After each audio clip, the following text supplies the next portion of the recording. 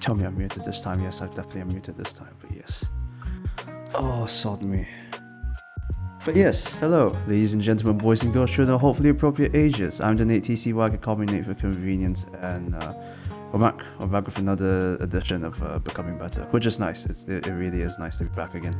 It's only been a week, but again, every week I am excited to be able to talk to friends about, I guess, some more serious topics that need to be brought up. And this week, tonight's edition will be definitely one of the more serious topics, I feel like, but we'll see how it goes. I've got I think I'm in good hands. I think my guess has put me in good hands here, so I think I'll be fine. But yeah. But yes, currently it is 8 minutes past 9. Hope everyone in chat is fine. We'll probably let this run for probably 2 to 3 more minutes, and then we'll start from there. But yeah, if the music's too loud or if my voice is too soft, just let me know. I'll be more than happy to change if needed. But before we proceed, off stream follows. We have Kai Midnight, we have Elena Lee, which we did raid last time while we were with Ryan. So, and we also have a Tutu Woof. Let's hope I didn't botch that. Please let me know if I pronounced that correctly. If there's a, but like, I feel like I botched that for some reason. I don't know. But yes, cheers for the follows. Thank you very much. I appreciate that as usual. Oh. Oh, jeez. Is that correct? Alright, very well done. Very well. Very well. Welcome to the stream. Yeah, definitely a Freedom Alta regular for sure. But yeah, hopefully everyone's fine. Hopefully everyone has taken their dinner. Hopefully, if not, please do. Like it's getting a bit late now. I feel like eating too late in the night probably isn't the best idea in the world. So yeah, hopefully you get to have your meals as soon as you can. But yeah, we'll start in probably another 2 minutes, and then I'll do a brief introduction about what we're going to be talking about today, and then we'll go from there as standard. I know every time with these streams, I know I'm talking to friends, and I shouldn't be as anxious as I am, but I am still all the time because I want to perform properly. I want to do justice to the amazing people I know, and when they get onto stream, that it's even more so the case. I want to make sure I do them justice. But yeah, hopefully I get to. But again, if my mic is a bit too soft, if the background music's a bit too loud, or any other issues, just drop them in the chat. I'll be more than happy to deal with them as required.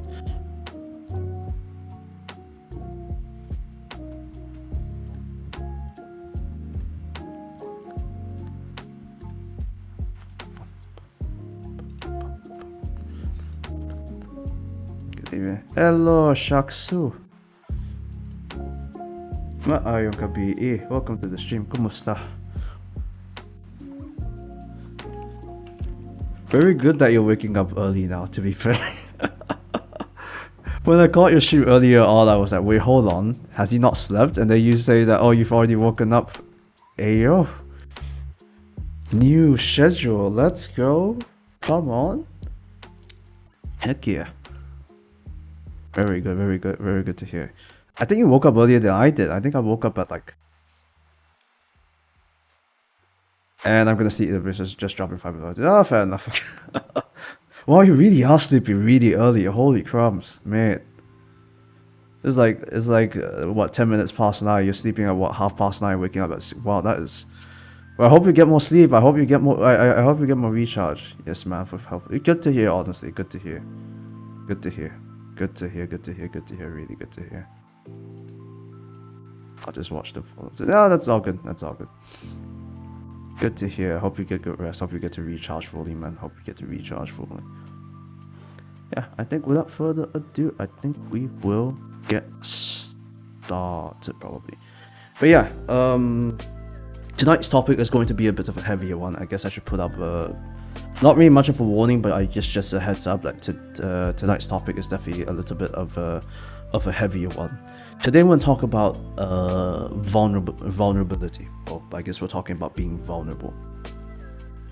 I think I'm going to say something similar to my tweet, but yeah, I think in today's society, when it comes to opening up and being vulnerable to a person, it's quite hard. Probably part of it is because of societal expectations for all of us to be, you know, these strong-minded individuals who are able to carry their own weight and whatnot. And to be frank, it really shouldn't be the case, honestly. I think I've said this in past streams, we're all part of groups, and I think there's always strength in numbers, and there's always strength in opening up. There's strength in being vulnerable. The unfortunate mindset of society of, you know, being vulnerable equals to being weak. I think that's a really unfortunate mindset. So I think that's something that we need to I think that's something we need to fix, starting from the base level. So it's, you know, starting with ourselves and with the people around us. And yeah, it's a bit of a heavy topic, and you know, as much as I wanted to talk about this alone, This topic was inspired by tonight's guest. He is a good friend, and when it comes to heavy topics, we need a bit of a tank, and he is undoubtedly definitely a tank when it comes to these purposes, when it comes to this context. But yeah,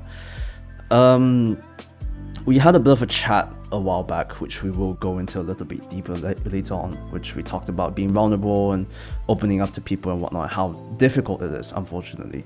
But yeah, tonight's guest will definitely help me. Tonight's guest is definitely qualified, and he'll be sharing his experiences and whatnot. We'll be able to talk about stuff, and I don't think I would be doing it without him, honestly. It would be criminal to do it without him. But yes, tonight's guest, our very own Mr. Freedom Alter. Hey. I feel like I could have done that introduction better. Sod me. Dude, just it's alright, dude. It's alright. You did it perfectly, dude. Honestly. Sod me. The Hey. Freedom Alter. It is so exciting to have you here, honestly. It's really exciting to have you. It is really exciting. I remember the first time we talked about wanting to be on the stream, I was like, yes. And It we're is finally exciting. here. Yeah, Let's go. exciting. I made it, Mom. I made it, Mom. Mom, I'm on Twitch. I'm on Twitch, Mom. Yeah. Yeah. I'll be listening while I cook and eat my food. Fair enough. Hi, Mom. Yes, hello, parents, we're here. Oh man, but man, thank you so much for joining me. I really appreciate you taking the Thank time you out. for It's having me, really dude. good, really good to have you. But yeah,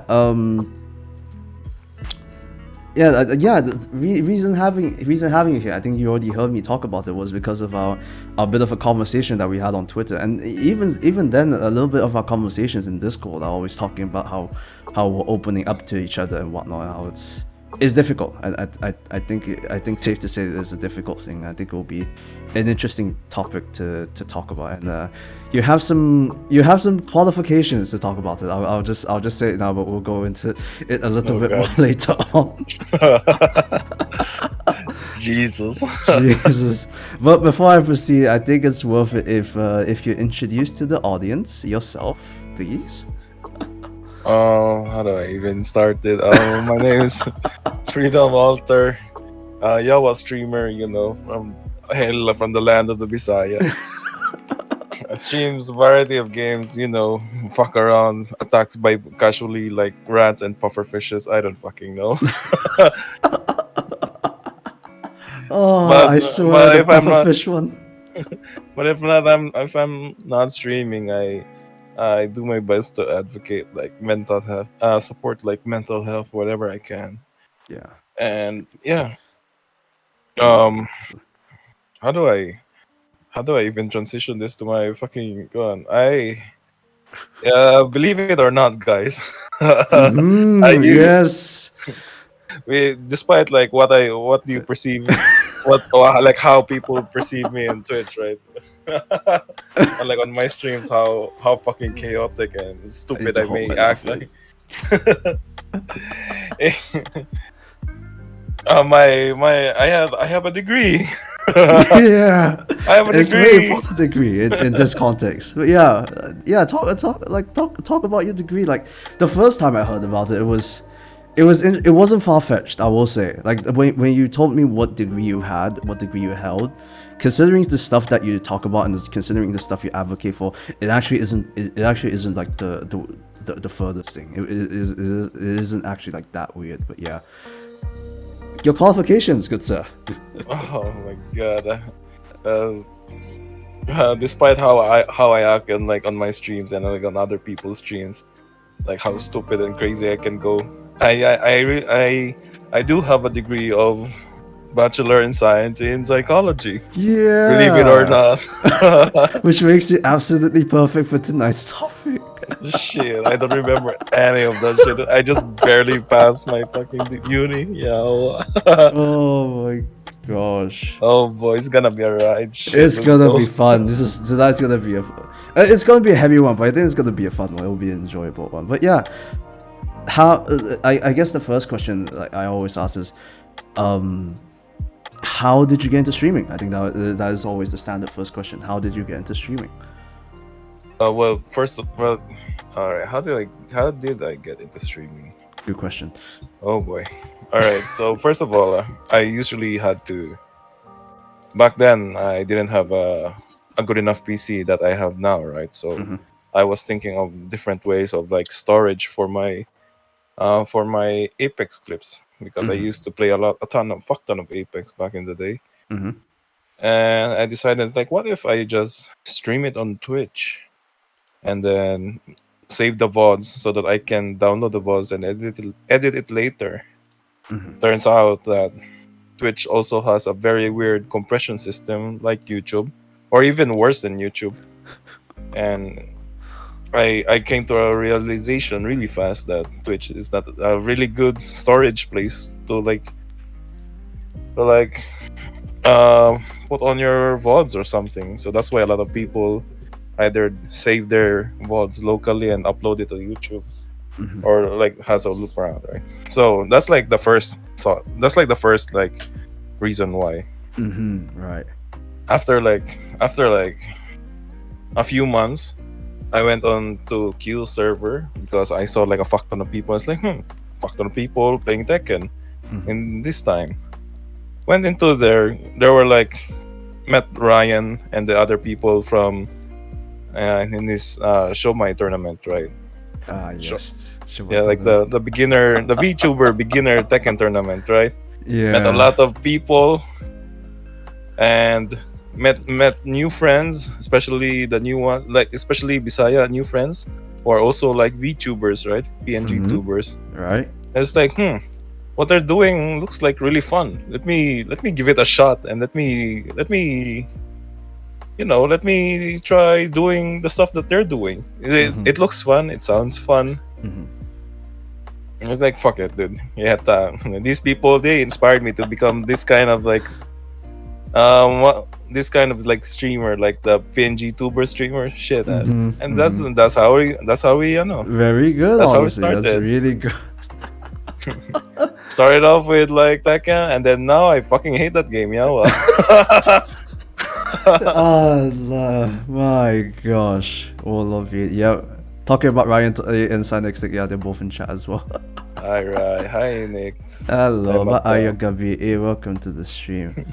Warlord VTuber Well, shit. let's go. Warlord VTuber with a degree of psychology. That Yeah, shit. degree of psychology, honestly. But yeah, psychology. How did you get into it? Like what made you choose psychology as the degree that you wanted to pursue? Honestly, dude, it's just a fucking roulette. Basically, we had like in like I don't know in any part of like I don't know any other countries that does it, but here in the Philippines, right? Mm-hmm. Um, and like on the last year of high school, we have a test, like a regional test that Mm-hmm. help us assess the which courses fit you based on like the results of this exam. Mm-hmm. And then when I got my results back, it said like engineering, computer science, something, and then third was like psychology. And I was like, less math, in less math, more bullshit. Yeah, all right, let's go to psychology. And after like my Oh. first year in psychology, it's like, nope, there's still math, and there's not, there's more bullshit. Not really bullshit. That's I'm saying this like really wrong, but there are more like theories, right? Yeah, I can expect that I can expect that there would be more theory in psychology. Yeah, it makes sense. Yeah. Yeah, because like psychology in relative to other field of science, right? It's really young compared to like medicine, like biology, like any other like field of science, right? Yeah, I do agree. I do agree. Like the prevalence of psychology it's a bit late. I would it's a late bloomer compared to most things. I do agree.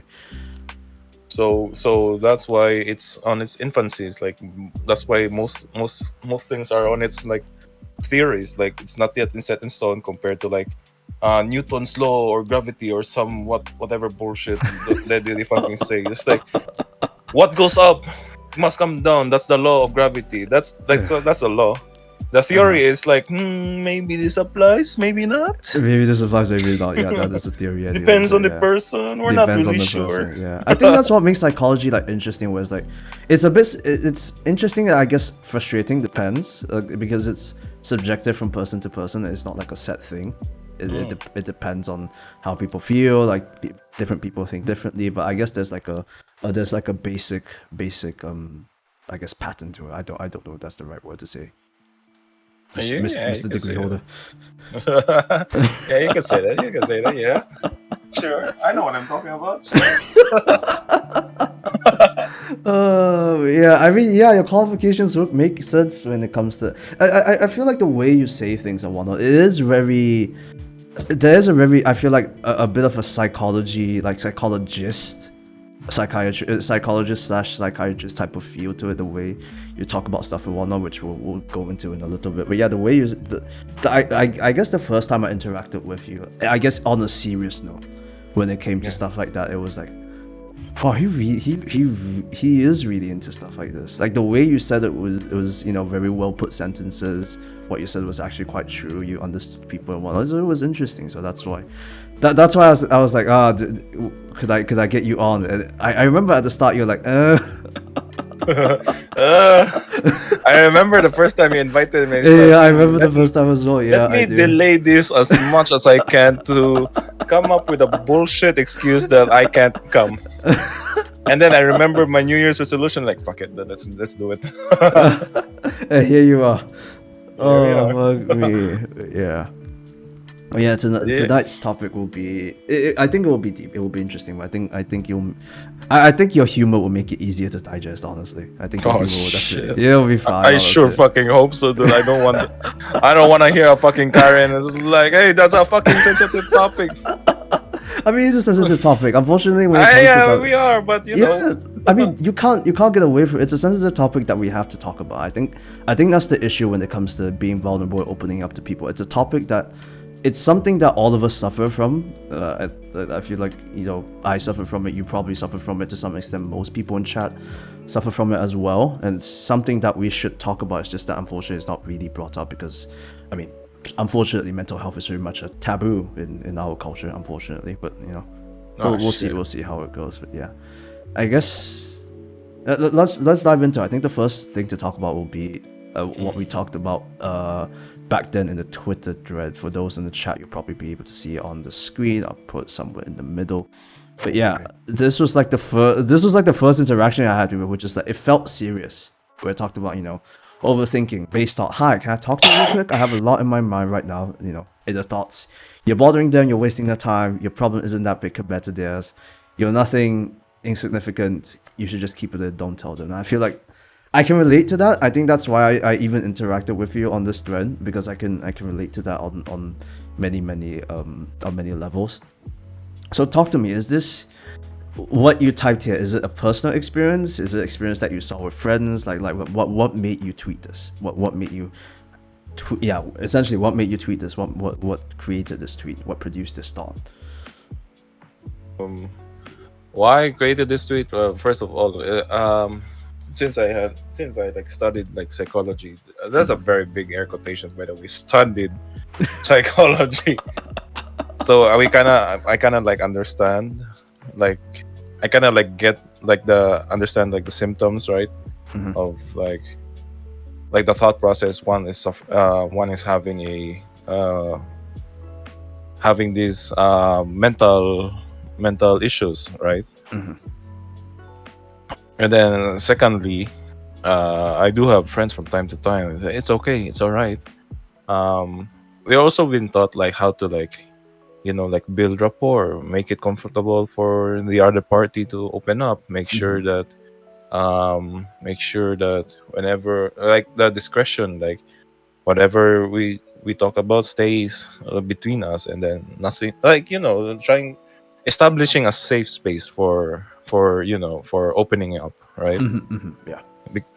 Because one way to make a person open up is to make sure that he is in a non-hostile environment, so he can finally release whatever tension is building up inside of him or her, Yeah. right? Make sure you use like very v- not overly polite but less negative words in your speech. Yeah. Like when you say like before, when you say like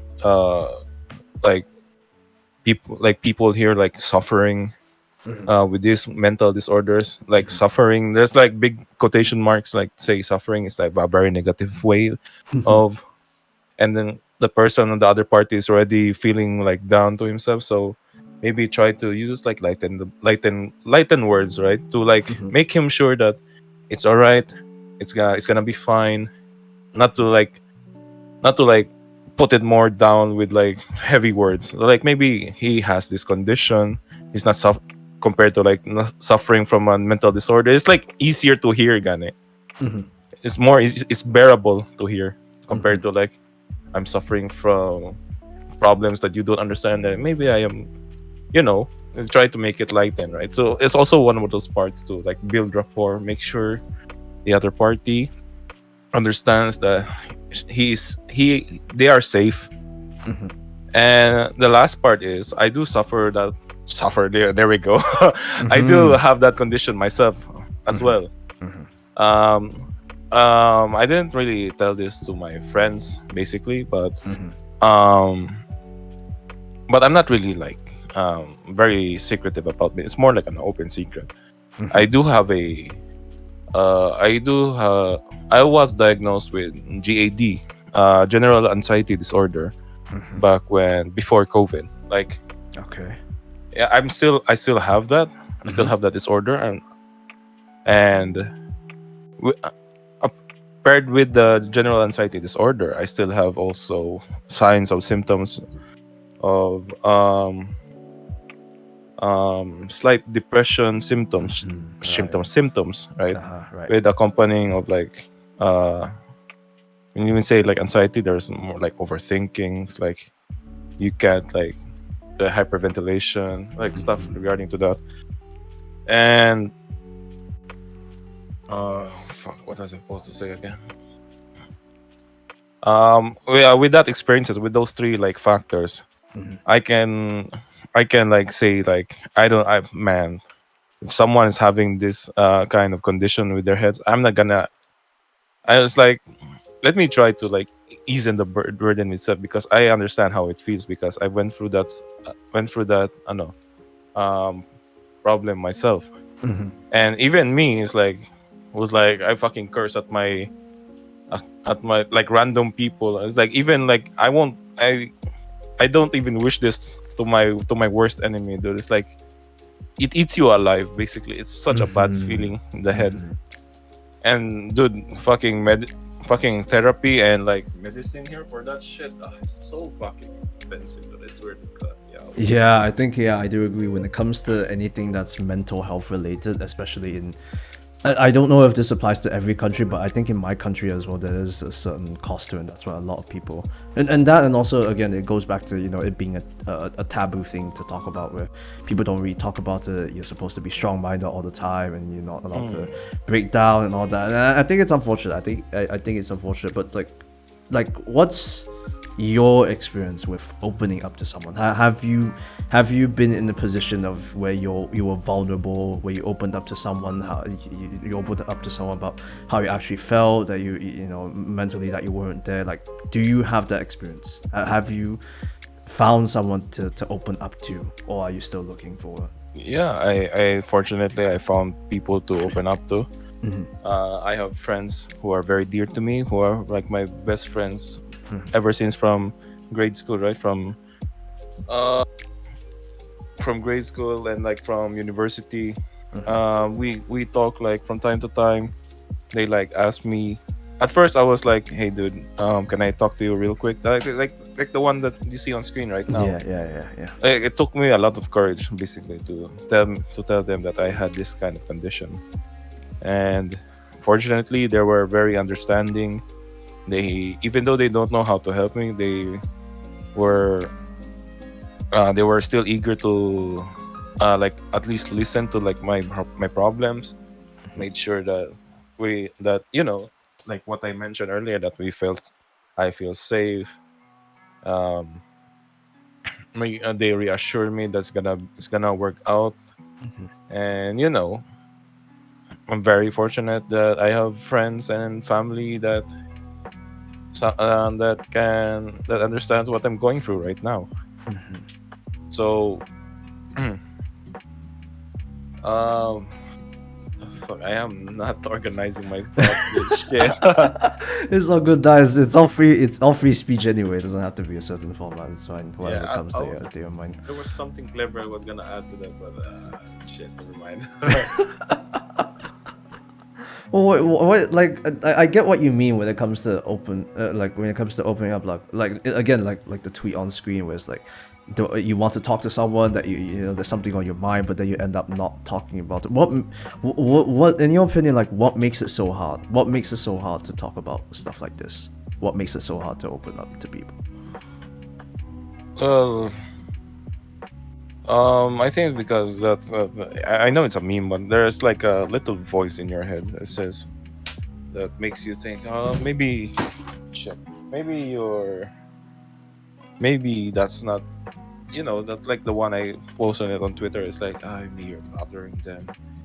Stop wasting their time. They have other problems. They have other problems too. Mhm. And it's like, dude, just like, and then on the other side of the spectrum, like, there's like, dude, just say it. What the fuck? Just, Mhm.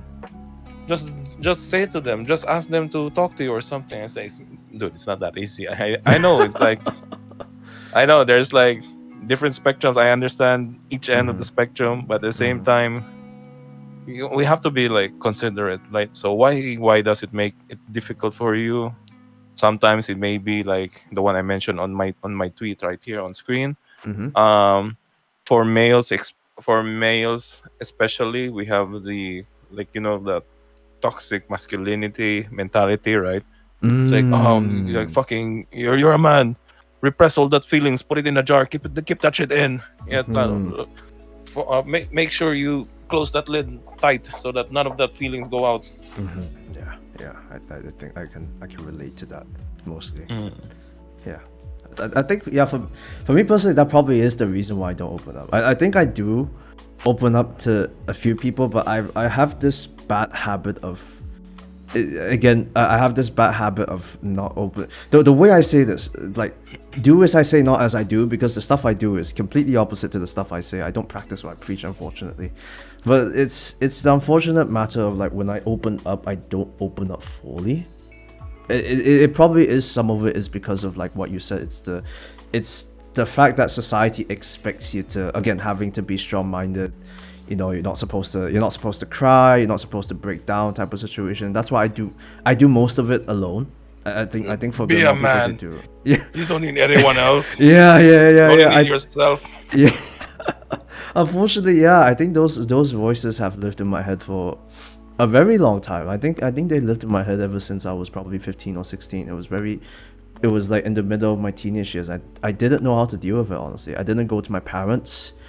I didn't really go to my counselor because I didn't really like. I didn't think I had a problem. I thought it was just like a temporary thing where it's like, oh, it's just a small Oh matter. It's shit. nothing big. That's how it eats you. That's how it Yeah, eats you. it has eaten me up. Unfortunately, it's not something I talk about often, but in this context, I think it's worth talking about it anyway. It has eaten me up, and that's why I feel so strongly when other people open up to me that I serve them how I wish I would have been served.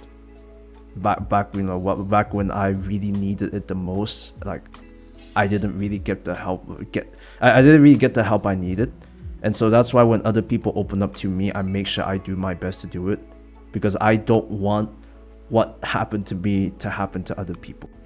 Not to say like not. I think everyone is going to go through this phase one way or another. I think it's inevitable as we get through life, and as we learn more things, and there's more complications and there's more things to consider. I think it's a given that we're going to have to go through these thoughts, but it's always good to know that there's someone that you can rely on where you need to.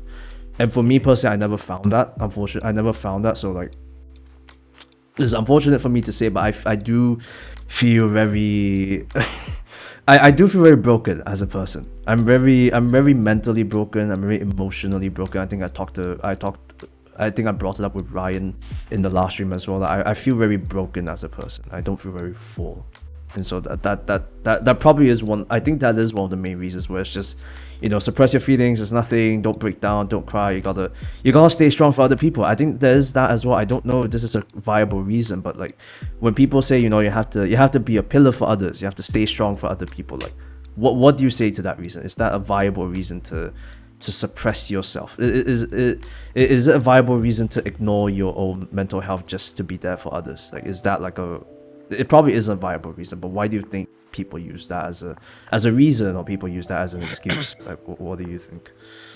Well, I don't know.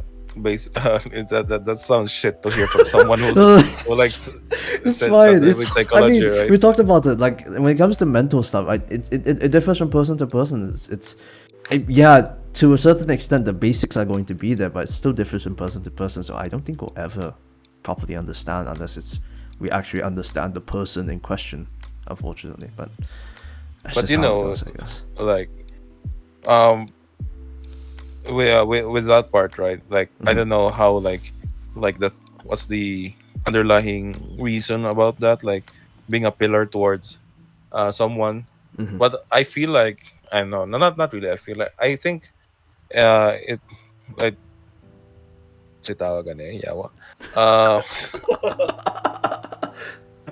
I'm having a hard time like explaining it, because sometimes I go back to like Bisaya. It's like, Yeah, ang sound like exactly, pag-explain exactly. niya. It's like, but it doesn't really.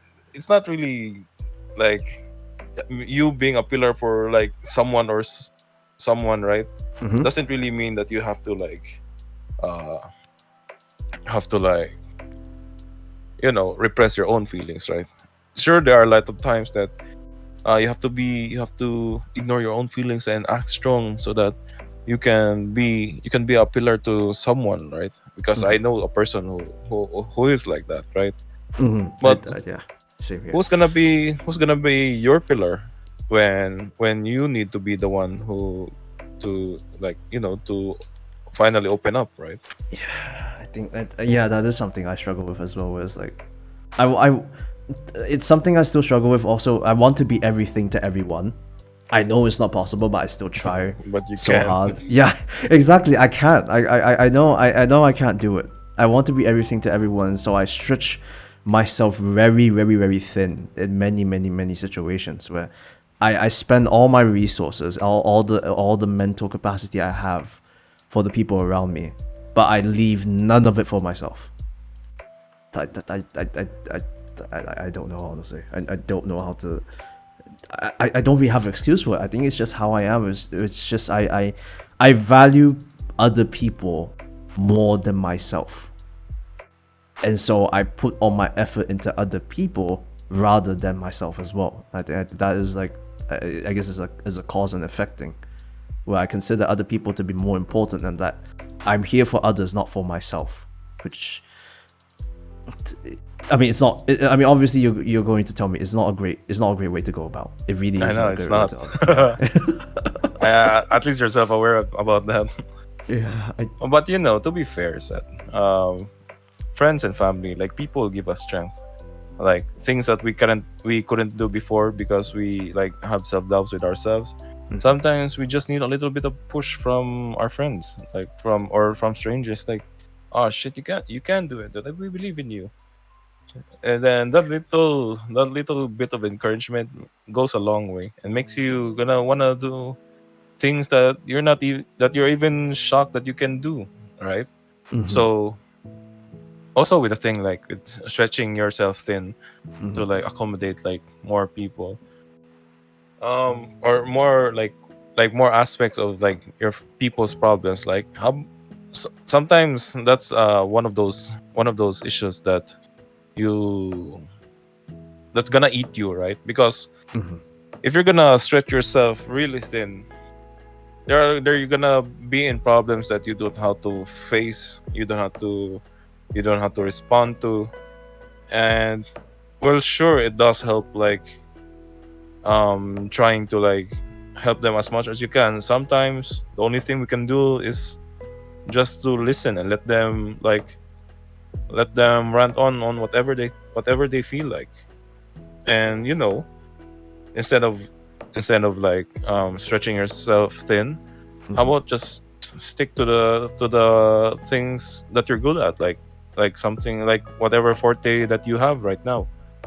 And hopefully, hopefully, hopefully, there's like when something is like for example, like you're stretching yourself thin and then it's not working out. How about doing the opposite thing instead? It's like focus on what you can help, that you have expertise on, or something that you can like reliably like help them with, or something. And if not, just like let them be, let them know that you acknowledge their issues, and maybe you can find someone that can help them better, right?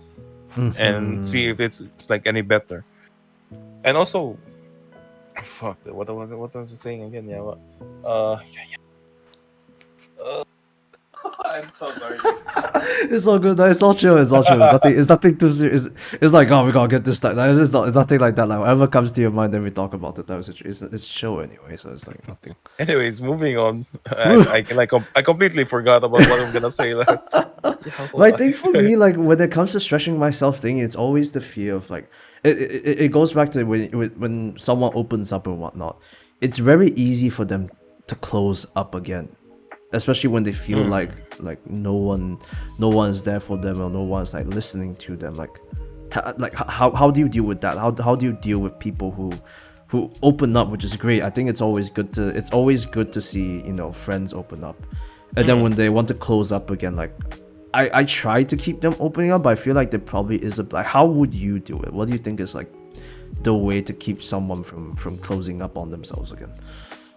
Well, nothing really you can do, honestly, if they wanna like indulge in their own self-destructive thoughts. And like the first thing is that if your friends like wants help, they first acknowledge that they need help, right? I have a friend not too recently Yeah. who has the same issue that you're just described right now, right? He was down. He had a very bad month. Basically, he had trouble finding a job. His art is went unappreciated, and then um the people think that he's not very attractive, which also hurts his self-esteem.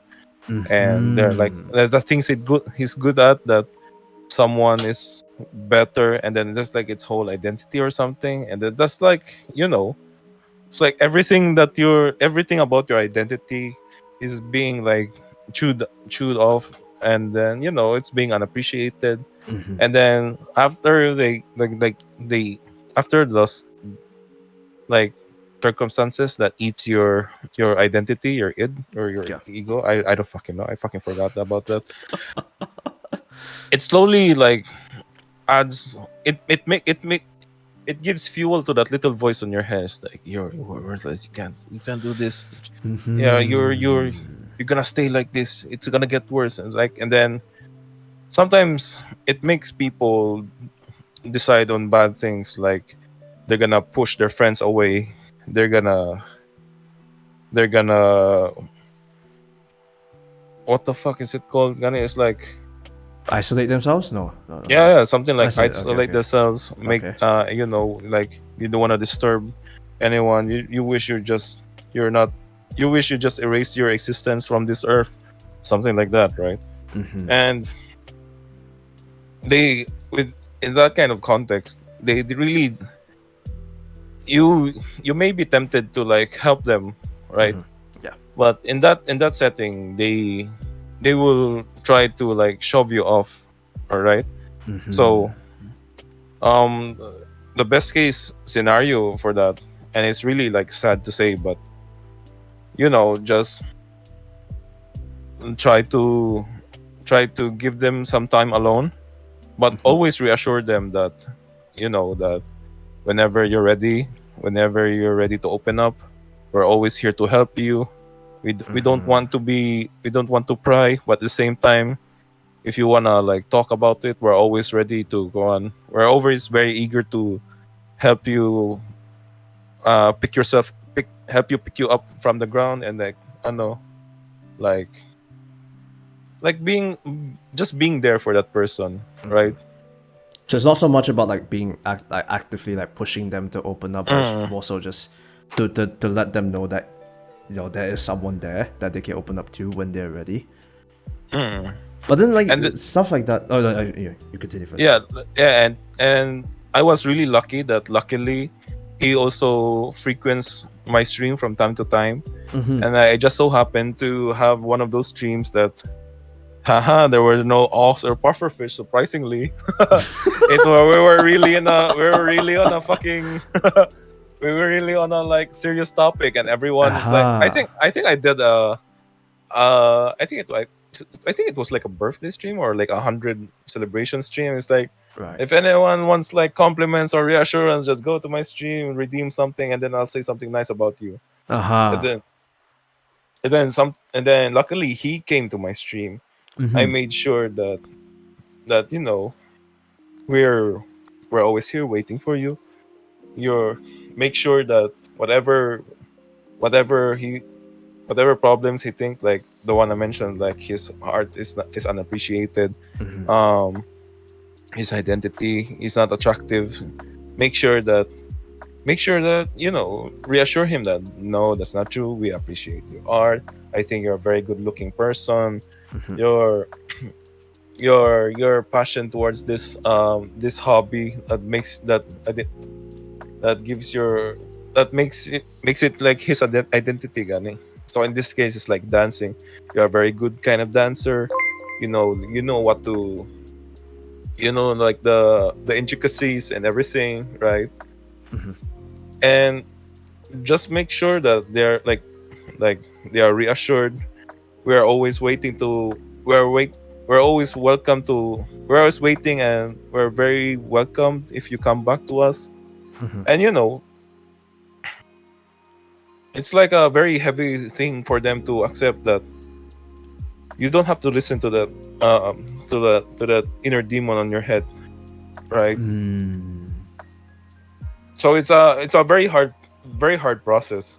I know it's very tempting to like actively like help them, like chase them, and like try to like suppress it there, like, don't feel sad about it right now, how can we help you? Yeah. Like just like it's hard to do it. Like just give it time, especially like because time heals most wounds. I would say. Fair. I think you do have a fair point. I think giving time and giving space. I think it goes back to your point where it's just like a safe space where it's just you're not actively pushing anything like you talked about. It's just giving them the time and giving them the space to do what they need to do. And if they need help, you're there. If they're fine by themselves, you're still like there to just watch over. I think there's some you do have a fair point. I think that is a good point. Like the way you described about his situation was very similar to my situation in oh really? Back in September when everything happened. I think you know what everything here refers to. Oh yeah. Yeah. Back in September when everything happened, I went away for about a week. I didn't really tell anyone, and even like most recently, like the most recently when we had to deal with it again back in, was it December? Yeah, it was back in December. Like the thought of where you talked about pushing friends away. I think I was doing that in retrospect. When I think about that, I feel like I was pushing friends away to a certain extent because I was in a position where I felt bad. It really goes back to, again, your tweet is like, it's very relevant where it's like, I'm bothering people. I feel like the incident that I was involved in ended up bothering more people than I would have liked. Well, to be fair, I didn't want it to bother anyone in the first place. So I felt very self-destructive. I didn't know how to open. I didn't want to open up, unfortunately.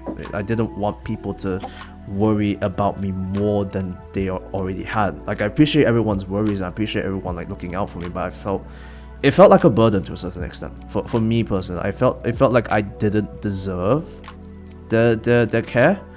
And so there was a part of me was that I was pushing people away and only very few people know this, but I felt like it was a make or break week, I guess. It was a week of me thinking to myself, do I leave the community or do I stay? It's happened twice. So it's like I was in the state of despair where it's like, I'm bothering them. My problem is quite small. Like, I feel like at that time, like in my head, like my problem is quite small. I'm bothering them. I don't really mean much in the community. So it felt very easy for me to, well, back in September, it felt very easy for me to leave. Like that was the week, like if I wanted to leave the community, that would have been the week for me to do it. And to try and leave again back in December, it was a lot harder. It was a lot harder to leave because I've already made much more significant connections with other people. It was hard to leave friendships and whatnot. It wouldn't have made sense to just up and vanish. But the thought was still there, where I thought of myself as being worthless. I didn't think much about it. I pushed people away, like you said. So like it relates to me to some extent. I'm happy I'm past that, but there is the fear that I will fall back into it. There is that fear. There is generally that fear of like falling back into I don't think I'm worth much here. I don't think there's really a purpose for me to stay here. I think I'll just leave. And so yeah, the way you talked about, I was like, wow, this is it's very similar to how I think. It's similar to how I'm still thinking about the whole situation. But yeah, but I appreciated that people gave me space, like you said, giving me just space and giving me just time to think the whole thing through. It definitely helped the situation. It definitely helped me not to rush to a conclusion like I usually do. I think in most, like when I was a lot younger, I was a bit more blunt with my actions. I just did what I felt like. The first thought that popped into my head, that was the first thing I did. So if the first thought in my head was to leave the community, I would just left the community straight away. But it's good to, and I get where you're coming from. Where it's good to just give them space and give them time, and let them figure things out on their own. And when they're ready, they get to come back, and you're still here for them. So yeah, I can relate to that to a lot to a lot of ways. I can relate to that in a lot of ways and whatnot. But yeah. Yeah, just make sure to also like to add to that, just make sure that you like observe them from time to time, because sometimes when you give them too much space and their thoughts are way too dark, they sometimes you gotta go. You can't see them, but I'm like crossing my neck. Yeah, I know. I know what I relate to that as well. Unfortunately, yeah. Wow, I relate to a lot of things you talk about, really. It's very these are very dark things I don't bring up often because obviously they're dark things. Again, it goes back to the problem of not opening up and whatnot. But yeah, I think when I was it goes back to when I said I was 16 and 15 or 16 and I needed help and I just didn't get it. Part of me needed help was because of that as well, honestly. It came to, and I'll be exposed to the internet, and at that time I didn't know Discord. It was more so like, other types of social media like Facebook and whatnot, in messenger groups.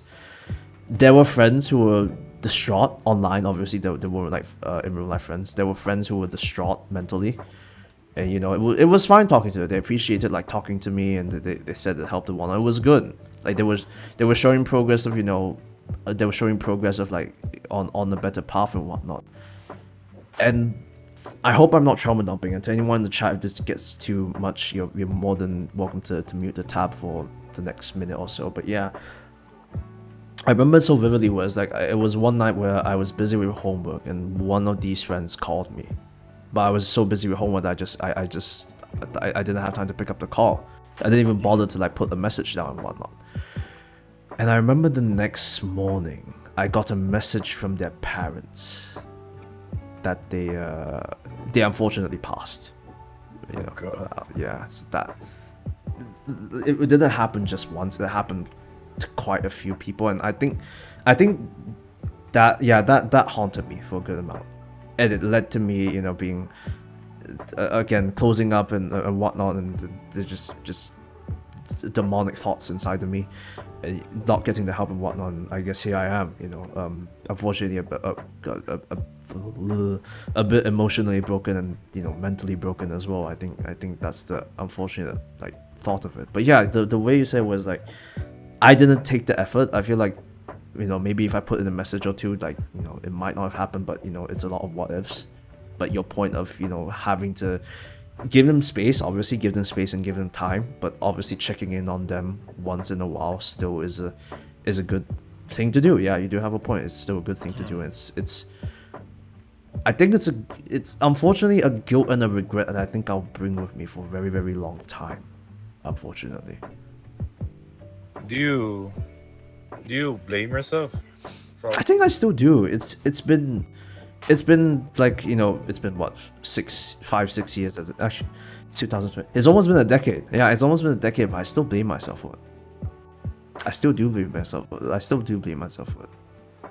Like, after so, the blame is less. The blame is definitely less. The self-blame is definitely less. But there is still like a sense of shame, a sense of pain, and a sense of guilt that I think I still carry with myself because of what happened. Did your classmates' parents like blame you for that?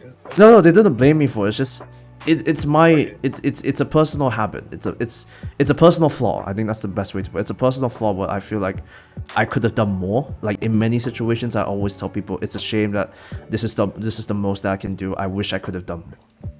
It's always the thought of me not being able to do everything that I can, even things that are outside my power. I still consider it something that I could possibly do, and me not being able to do it is a sense of self-guilt, a sense of self-shame, a sense of self-pain, unfortunately. I see.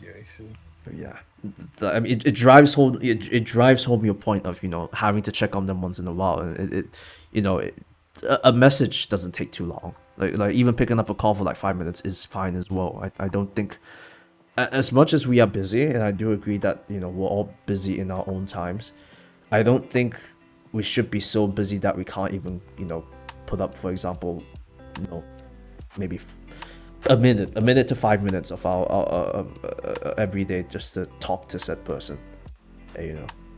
It might be something small. Obviously, like 5 minutes of conversation definitely sounds like something quite small, but again, it could be very big for the person. Just your presence, that you acknowledge that they're there, you're willing to listen while you can, even though you can't listen to the whole thing. I think the appreciation that there is someone who's willing to listen, just unfortunately they just don't have enough time, but the understanding and the acknowledgement and the realization that there are people there who want to listen to you, I think that is in and of itself quite powerful, I will say. Right, it does drive home the point. I want to bring up because it drives home the point of how important it is to check on people. So it's something that we take for granted. I feel like it's something I took for granted, and something I don't take for granted now, as much as I did before. But lessons learned, I guess. Unfortunately, lessons learned in regret, I guess. Oh my gosh. But yeah, talking about, I guess, but yes, hello Waki. Welcome to the stream. Waki is in the what's chat. up? What's up? Aloha. Waki? Aloha. But yeah, talking about like opening up. Obviously, opening up is not easy. I think you're talking about having to give people the space and the time to open up and whatnot. Not only I think the perspective of people opening up is one thing, but we also have to look at it from the perspective of the people that they are opening up to, the people to whom they are opening up.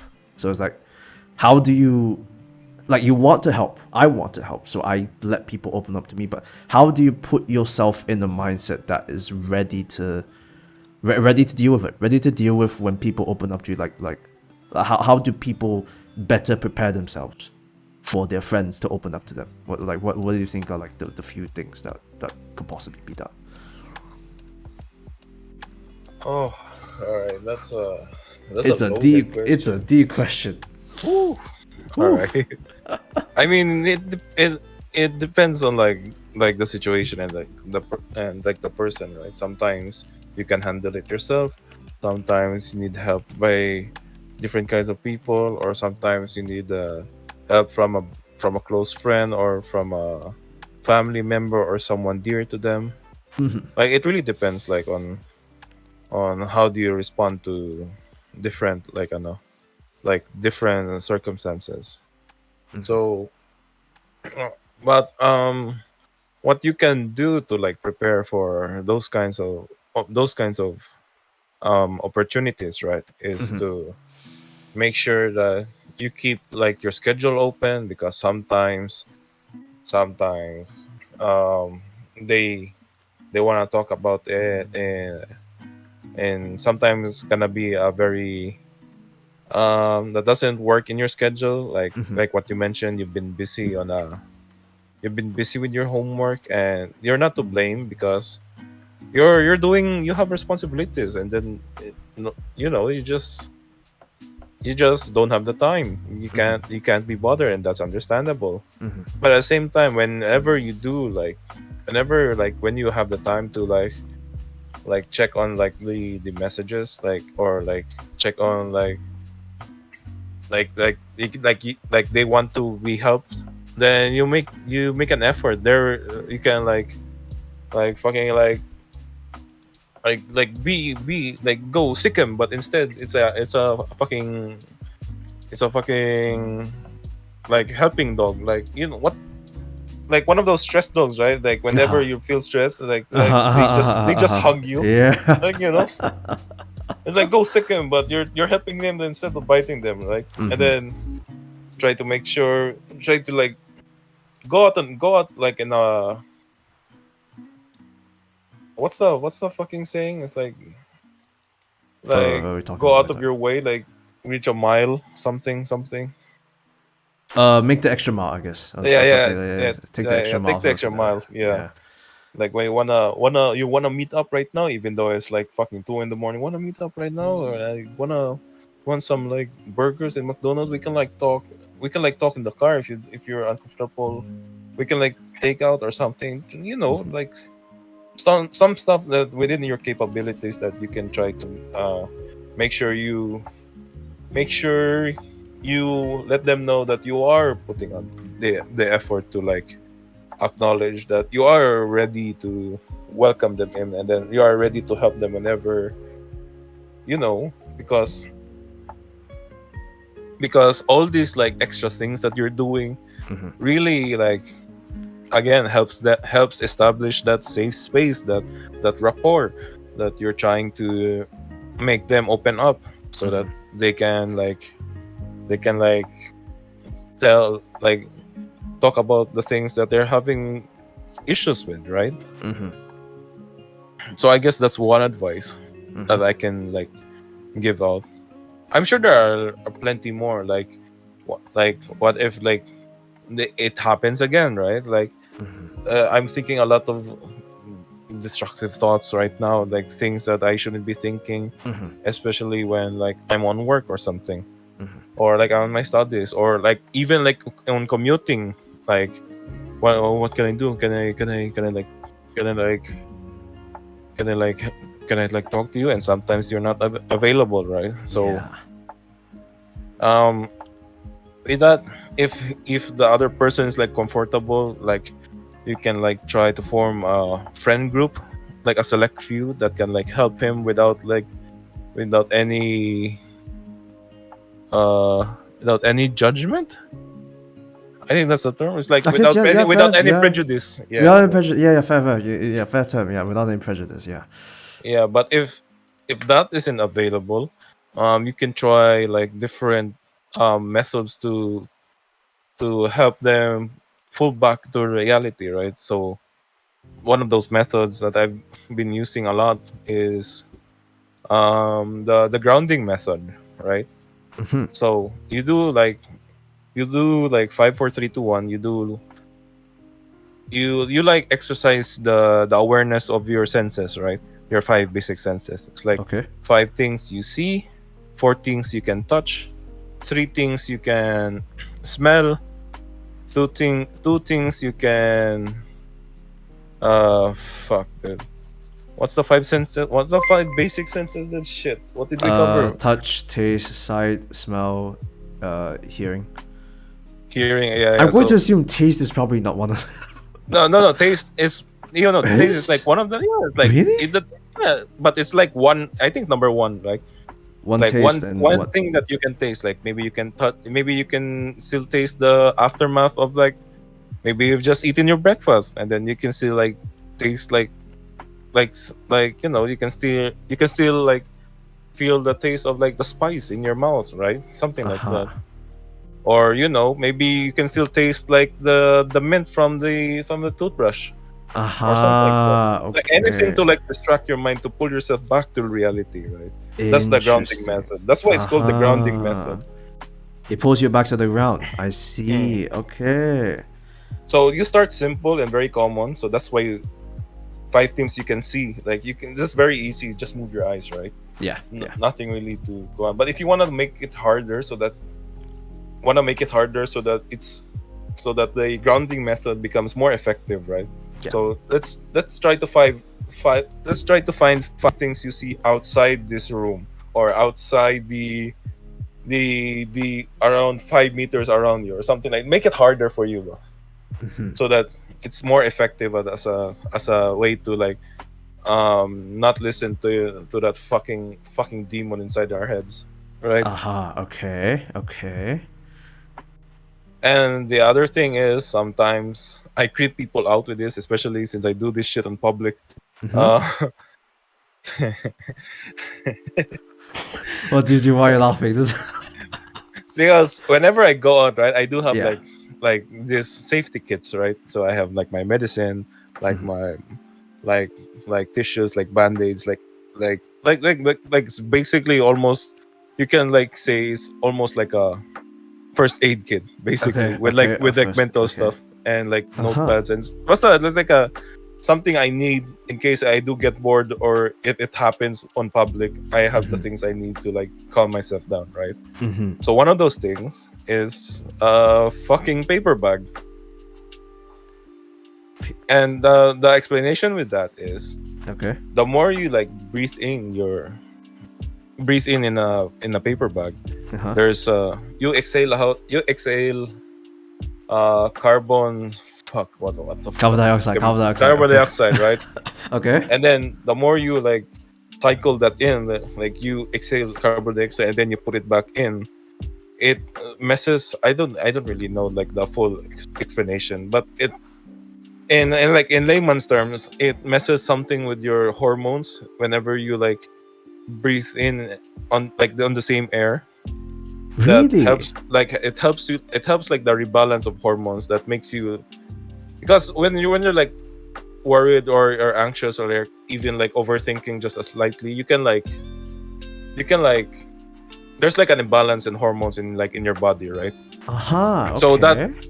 that method, or from what I've heard, helps Uh-huh. like restore the balance in those like I don't know, in that kind of like situation, like restore the balance in the hormones in your body, right? Or so Aha. that's how it was explained to me. Aha. Okay. Interesting. Okay. Just make sure those paper bags and fresh and not like from fucking Burger King. You're like fucking breathing in like, If it's from like a takeout and you take the paper, yeah, it probably doesn't work if it's like a takeout bag. Like swear. yeah, you can still like smell the grease of the fucking burger or some shit, dude. Fuck. I Okay. learned that the hard way, dude. No, Yo. no, no.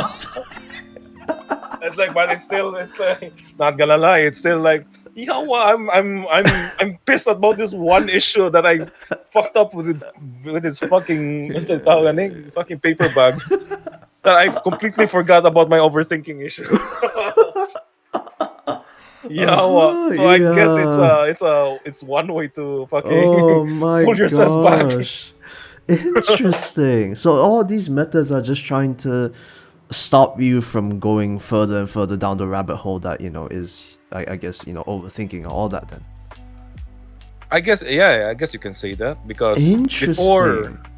I used to do a fuck ton of smoking back then.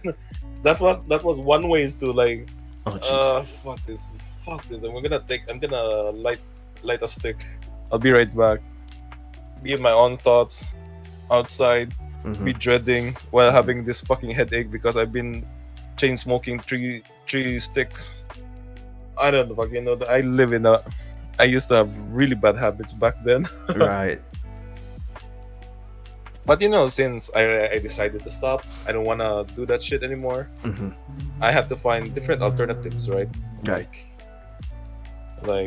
Like those things that I mentioned earlier, like the grounding method, the paper bag and all that. and the paper bag. Interesting.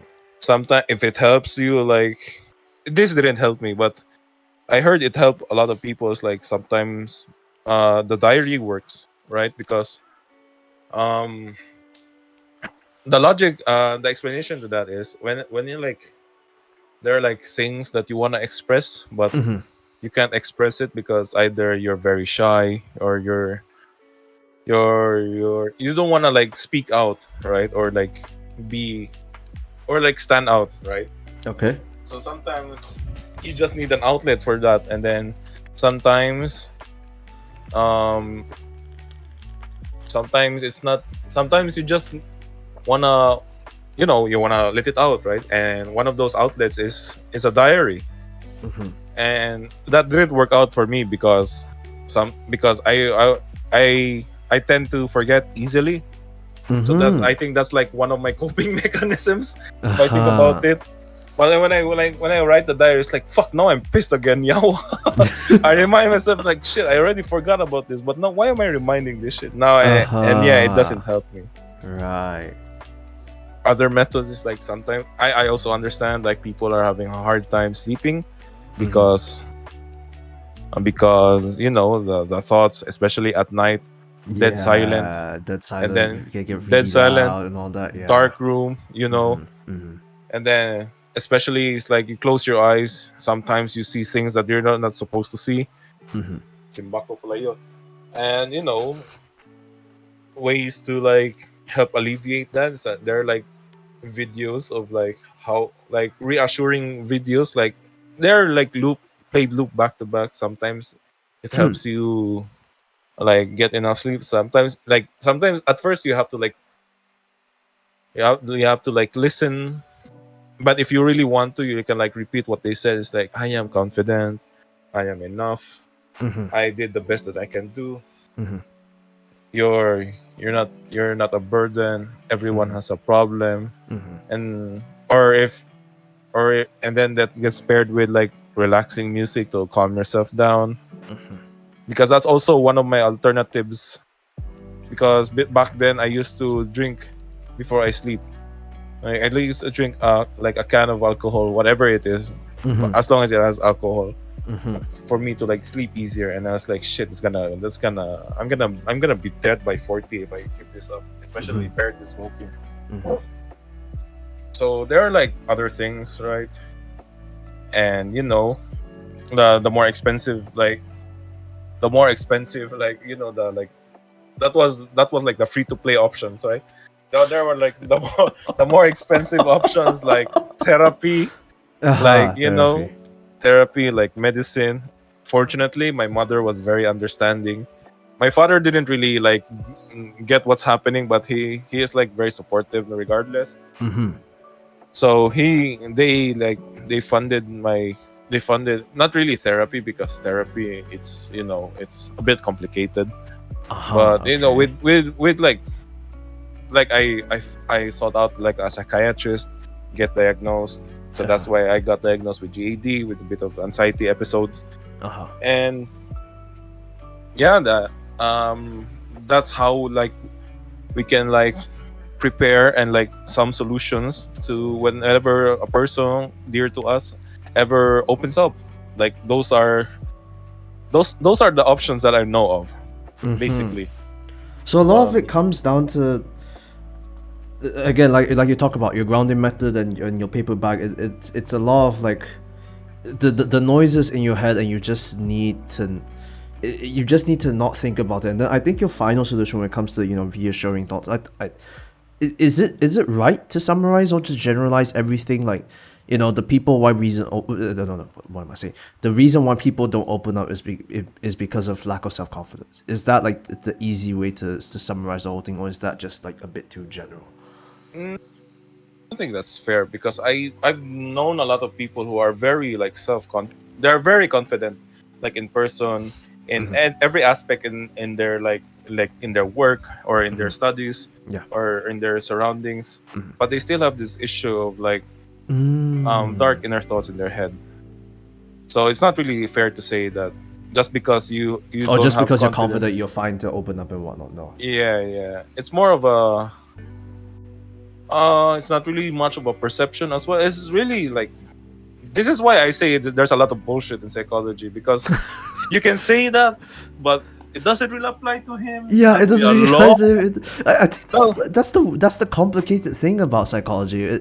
I think it's yeah, that is the complicated thing about psychology, where it's like it applies to some but it doesn't apply to others. But like trying to find something that applies to everyone seems to be, not to say impossible. I think impossible probably is like a bad term to use, but it seems difficult. Definitely, it seems difficult to try and Yeah, find something that everyone there are can so many relate to. factors and variables that like changes like the how would you approach like each and every.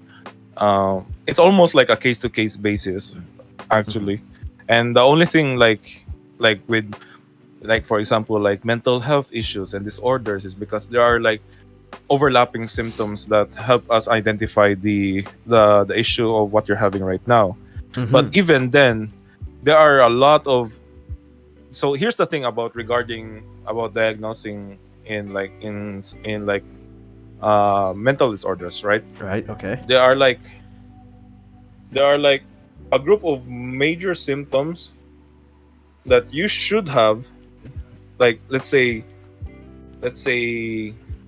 like for me example, Mhm. there's like I think there's like four major symptoms that I should have at least two of them or three of them, Okay. and then minor symptoms like five or seven minor symptoms that I should have at least three of them to have to be.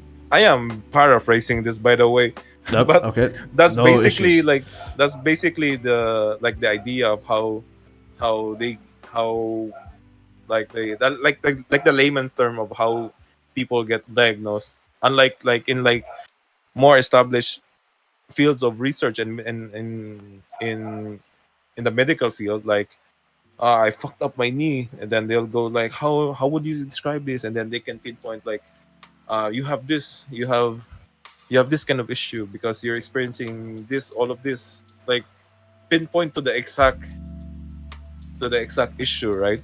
Yeah. In psychology, it's not really not as defined as well defined as that because again there are like very many variables. There are there are very Everything's connected to everything, I guess. It's yeah like yeah there are a lot of overlapping fields. If you have if you have major symptom A, you probably have, you know, these four disorders, and then you slowly trickle down. Okay, maybe you have minor symptom B. You probably only have, you know, maybe disorder 1 and 2. So yeah, yeah, it's interesting. I think the way you say it makes sense. Whereas like I did expect, I always expect, not expected, I always thought it was just like it would be as well pinpointed as normal medicine, right? You know, normal physical medicine. But the way you talk about how, you know, sometimes it applies to some people and it doesn't apply to others, it does make sense. It does make sense why it would be like oh, just because you have these symptoms, it means you have, you know, these, you know, X amount of disorders, and it's very hard to try and pinpoint everything because everything's connected to, you know, everything's connected to everything, like you said. It really is like, I don't know, it's weird. The human mind is weird, but it's like it has to be, right? You have to find out like something, even though however complex and whatnot. I think that's why like mental health is becoming such a big thing now, because like you said, back then it was, you know, simpler times were, you know, more ignorant times. I think we were having this conversation back then because a friend of mine was talking to me the last week, and they were talking about, oh, why can't we go back to the simpler times when, you know, mental health wasn't really a thing. And then, you know, to your point, you said it's not really a simpler time, it's more so like a more ignorant time, a more uninformed time. People didn't know about mental health, you know, trying yeah. to it is, yeah, there is something, I don't know, if you're dealing with it alone, obviously it's bad. There is something sad to know that there are more that not you're not the only one suffering from it, but there's also something really comforting to know that you're not the only one suffering from it. I don't. It's a weird dynamic. I don't know if you get what I'm trying to say here. It's like in a way that you can like people can sympathize, and also you can there are like people out there who understands your feelings. So in a way, you have someone to say that you're not alone, and it no matter how little or insignificant, or not really insignificant, or how small it can like lessen the burden, it's still a help, you know. It's still a help, yeah. It's still a help to know that you're not alone in these things. Yeah, there is something there is something powerful about knowing that you're not alone. It's a weird it's this weird dynamic where it's like it's fine if you're like alone, like you can be alone in your room type of situation, but it doesn't mean like you're, I guess, alone, if that makes sense. Like, that there are still people out there to look out for you, even though they're not physically next to you. It's a weird dynamic. It's a weird dynamic. I can only say it's a weird dynamic. I don't really know how to explain it further and whatnot. It's an odd one. It's definitely an odd one. Yeah. Yeah. Yeah, it's an all. It is comforting. Like, back to your point, where it's like it's comforting to know that you're not the only one facing it and whatnot. And I think that's why mental health is becoming it's becoming more talked about, because people are understanding that they're not the only ones facing it. That people are understanding that there are other people who suffer from similar symptoms or have the same issues or are looking for the same solution. There's strength in numbers. There's also strength in numbers. And yeah, and to be honest, I wish it's talked about a lot more, dude. Shit. Yeah, that's why I'm like an advocate whenever someone brings up like mental health issues. Like I always like retweet that shit, post it on Facebook, like share it whatever I can, like, right, like make sure like spreading the awareness and shit. You are not alone. We understand what you're going through. It's okay to open up. It's okay to be vulnerable. Yeah, and something like that. It's okay to ask help, basically. Why do you think it's so rarely talked about? That if it's something like, it's definitely more talked about now than it was back in our parents' generation. I think back in our parents' generation probably was something that was just swept under the rug. Why do you think it's still, even though we know it's a big issue? I think even the World Health Organization is talking about how mental health is an actual health risk, it's a public health threat. Why is it still so rarely brought up? Why is it still so rarely talked about? Like, why do you think that is? Well, I guess because sometimes we're in this weird dynamic that we've been taught to feel this way, but also we're also fortunate enough to have the knowledge that we have right now that it's okay to feel this way instead, right?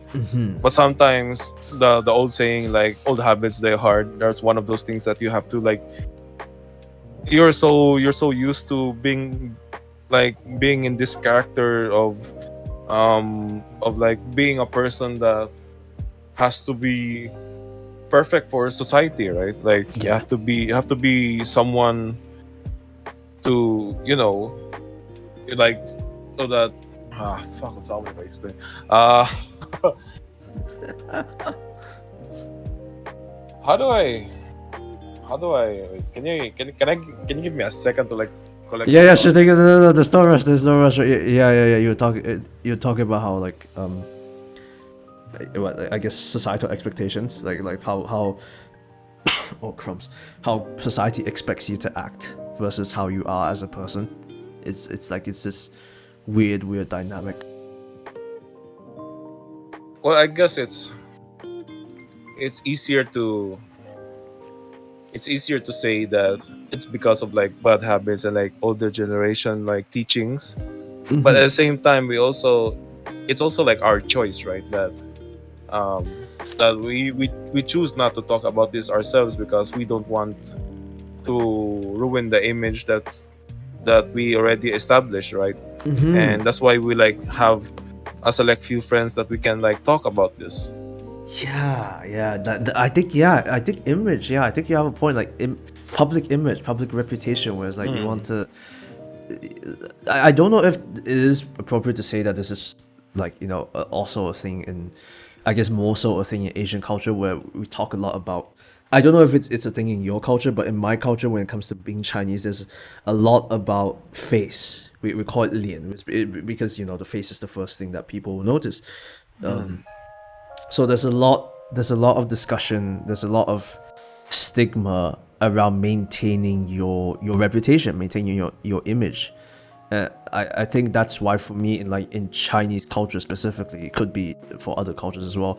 That's why in Chinese culture, like the discussion of mental health stuff is very taboo. It is very taboo because like anytime you bring up anything mental health related, anytime you open up that you have issues and whatnot, it ruins the image to a certain extent because you're not like you're not strong-minded, you're not perfect, and unfortunately you're not what society expects you to be. Unfortunately, I don't know if that's applicable with where you live and whatnot.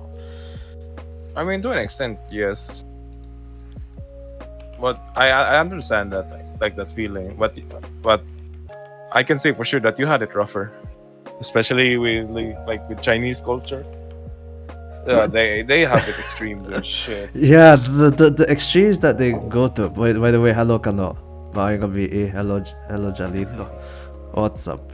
But yeah, I think that is the that is the one thing that I always talk about. I'm ashamed to my own race. It's because it's a bit of a weird thing to say I'm racist towards my own race.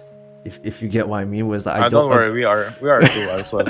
I don't agree when it comes to like the face thing, where people don't talk about their own issues because they don't want to be seen as, because once you talk about it, unfortunately your image is ruined. Instead of people trying to understand that they're going through stuff like this, maybe he needs help and whatnot, or maybe he or she or they need help, usually it just goes straight down to they're broken, they weren't brought up in the right family, the family's broken. It's jumping to conclusions that shouldn't be there in the first place. It was the family's broken, they didn't study hard enough, or some type of nonsense reason. Like unfortunately that is like the Chinese culture where you have to be strong. You do have to be strong. It reminds me of, I think, one of like do you know Nigel Ng, the person who portrays Uncle Roger? Oh, that guy. Yeah, that guy. I remember one of his skits, one of the sentences he said actually hit home really, really hard. Where, he was making a joke about, he was making a joke about, some people having peanut allergies and whatnot. And he was joking about how parents would say, I either have a strong son or I have no son. Shit. That hits really hard. Like I understand it was like a peanut thing, it was like a peanut skit, that's completely fine. I know. It was like it hits so hard when it's like you have a strong son or you don't have a son at all. I think for a lot of people, like unfortunately now when it even comes to them trying to open up and whatnot, I think that is the case. That's why that is the unfortunate thing when your children open up about themselves having issues. Like it doesn't even have to be mental issues, just they're having trouble, they need help and whatnot. Whenever they open up, it's always just my child is weak, they're not going to survive, and type of situation. It's very old thinking. It is very, very old thinking. Unfortunately, it is still thinking that is very much kept up in the society that we live in now. I'm not sure that, but I think like the culture over there around China, it's still like basically the same, right? Like, or even I think it's like gotten worse. It's like when like a lot of families prefer to have a son, right? Especially during the one child kid policy back in China. Yeah. One child policy back in China, it was always patriarchy over matriarchy. It's still, I think that still is the case for a lot of families. I like sidetrack. I know like a friend who her parents were trying very hard to have a son, and they stopped at her. She's the same age as I, and she has 7 sisters, if I remember correctly. Yeah. Holy fucking shit. So yeah, you can tell them tried very hard to get the son. Unfortunately, they didn't get the son, but it is one of this type of situation. But yeah, it's not as prevalent as it is in where I am, even though I am Chinese by race. But I think in China, in mainland China, it probably is still pretty big thing, unfortunately. But yeah, in mainland China, when it comes to I think mental health, I think it's also an issue as well, where it's just people who just need help. People who just need help to open up and whatnot are just seen as are just ostracized. They're seen as problematic. They're seen as troubled. They're seen as disabled to a certain extent. Unfortunately, that is the case. That is unfortunately the case. Whew. Man. It's a yeah. I mean, to be fair, we expected this topic to be a bit deeper and whatnot because I know. It's it's a deep one, man. Being vulnerable and being opening up, it's such a taboo. It's such a hard thing to do. Even though we tell people, even though people always say, oh, you just need to open up, you need to get the help. It's so much harder than it's easier said than done. Obviously, I think it's because the way that people have been brought up, and also the environment that people are in, just don't facilitate opening up. It just doesn't facilitate opening up, and I guess this segues into the next topic, which is again, society is saying that if you're be vulnerable, if you cry in public, if you break down and whatnot, I either have a strong son or I have no son. It's if you're vulnerable, you're weak. What do you think of that mindset? Being vulnerable equals to being weak. Being vulnerable equals being weak. Yeah. I mean, that's a very toxic. Again, that's one of those especially to us us males, that toxic male mentality, right? It's you have to hide it in, and if you think you're vulnerable, just act like you don't. Just think that you're this impenetrable wall that nothing affects you, and you keep doing your male duties or whatever, right? But as humans, right, sometimes we are prone to having things that is out of our control, and it's okay to be vulnerable. It's okay to be weak. You don't have to be strong all the time.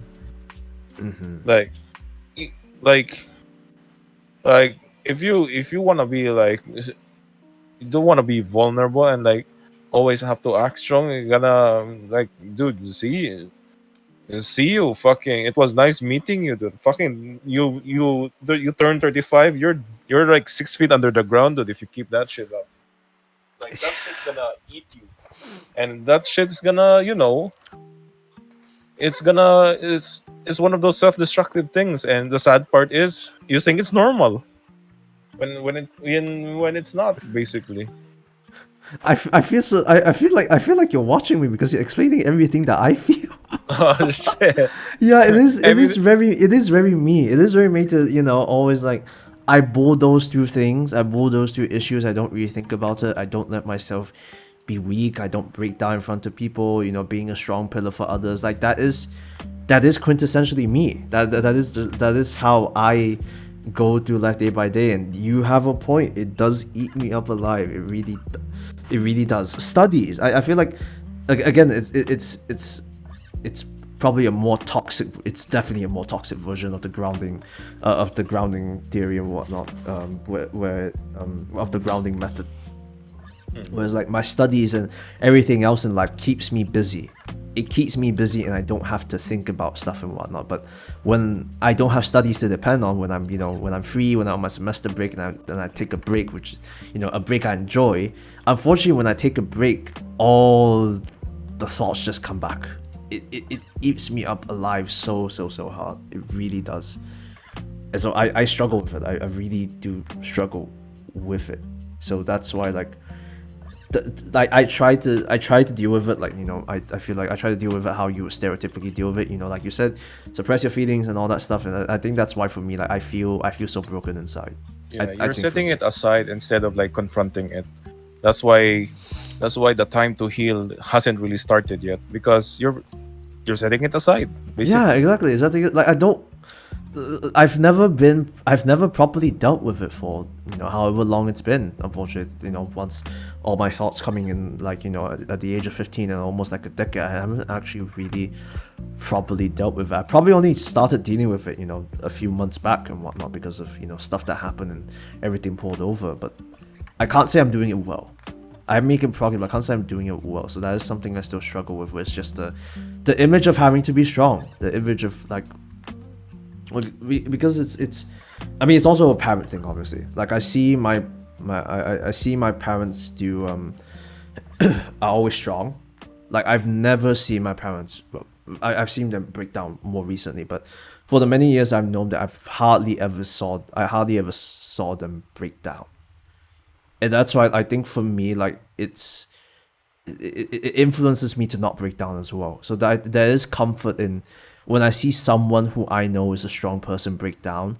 It feels like it almost gives other people the permission to break down as well, because it's like, if you see that, oh, if this person isn't breaking down, why should I? But if you see the person breaking down, you'll be like, okay, it's fine for me to break down as well. It's that thought that I have to comprehend with,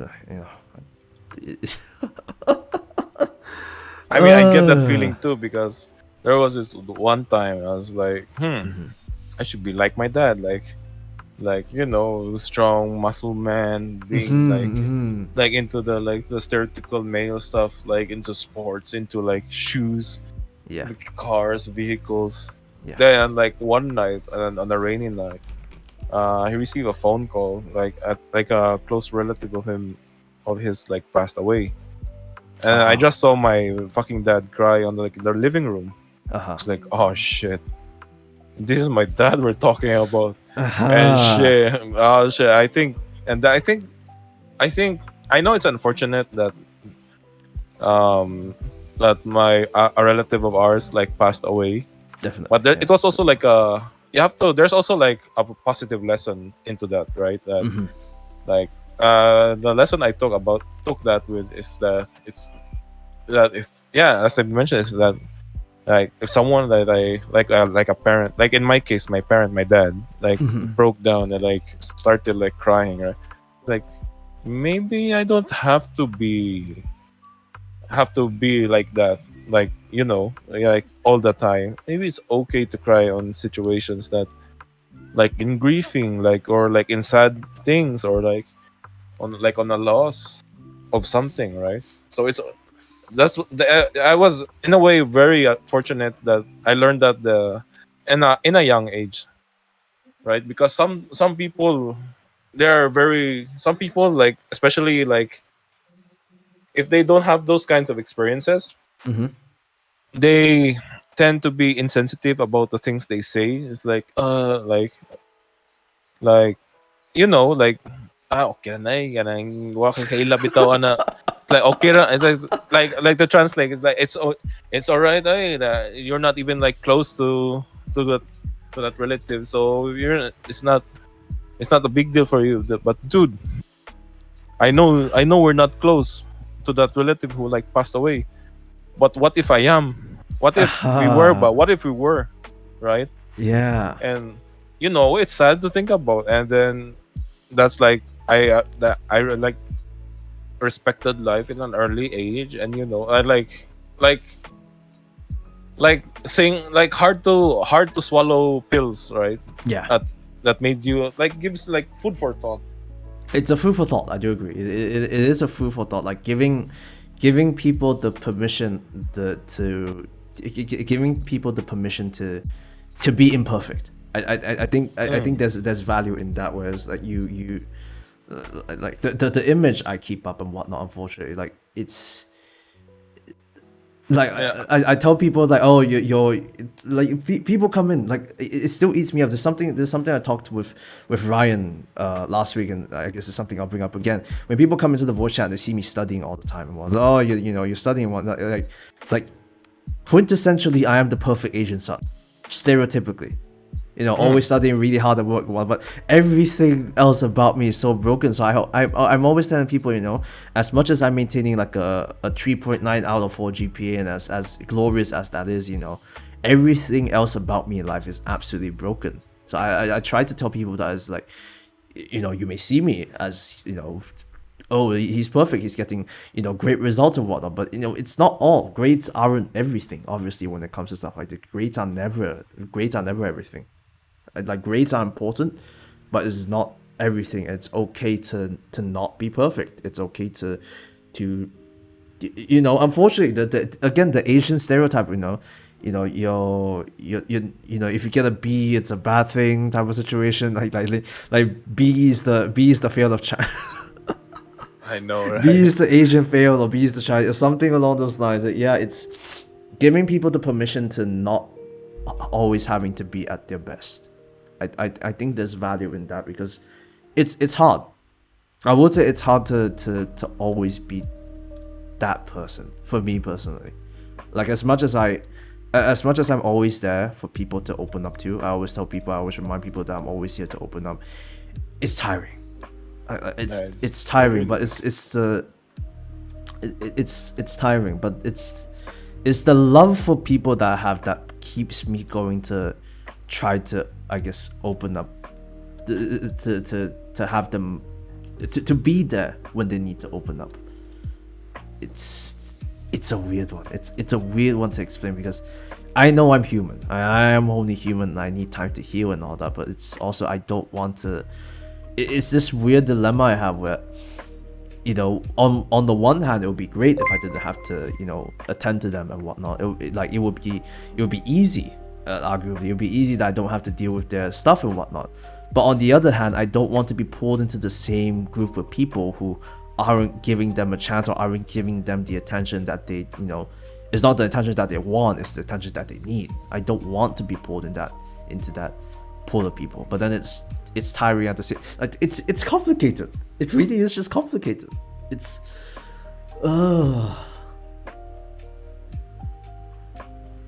like I mean, do you have that issue where, like, you're always there for other people, but you're not there for yourself? I mean, there are some people who are like that they are willing to help more, and then they tend to forget themselves. And there are some people that are like egotistical, right? They want to help themselves first before they can help themselves others. Again, that's the another case to case basis with Yeah, it's a love case to of- case. Yeah, it depends, honestly. It depends always on comes people. down to, it depends. But if you ask me, I rather help. I wanna say that I wish I could help. Like, I help others more before myself, but I'd be lying if I say so. That's like, like, because there's also a saying that in order to help others, you have to like help yourself first, right? Yes, it's the But weird paradox. It's the weird paradox of, people. Some people say, you have to help yourself to help others. Other people say you have to help others to help yourself. It's a yeah, paradox. Like, yeah. So it depends on like which usually fits you more, basically. yeah, it's a It's more. paradox. Like, we're individuals, like, we're personal individuals. We're all unique. You're all different from me. I'm different from you. We're all different from each other. We're all, like, everyone in chat, everyone in the stream, everyone, speaking one. Everyone's unique, but then we're all still part of groups somehow, because we're all still related one way or another. It's a very weird It's a paradox. It's a weird one. It's a weird, like, dynamic. It is a really weird dynamic of, we're individuals, but we're also groups at the same time. We're here for each other, but we're also here for ourselves. It's a weird one, honestly. It's a weird one. Like, oh my gosh. It's a really tricky thing. That's why It's that's why tricky. that's why I say there's a lot of bullshit regards to on this field, and sometimes that's what makes it interesting, and sometimes frustrating as well. Yeah, it's what makes it interesting, and what makes it frustrating as well, honestly. Yeah, I guess another one to talk about, like, you talk about how you're there for people to open up. And actually I should probably ask, like, you've opened up to me a few times. I don't know if you opened up fully, but you've opened up to me a few times when we were in the DMs and whatnot. Like, what gives you? I guess we're going back to the same question. What gives you the courage to open up? What is it about a person that gives you the courage to open up? I mean, if like we've like hung enough, like also like people like Vosh, this guy's a homie. Especially from I heard a lot of good stories from Q, from Ryan, from Shark, Oh, from all the other people, from oh, from from expectations. it's like not really expectations. It's like I just asked like, so how is this guy doing? It's like they're telling me he's a homie, he does these things, Mhm.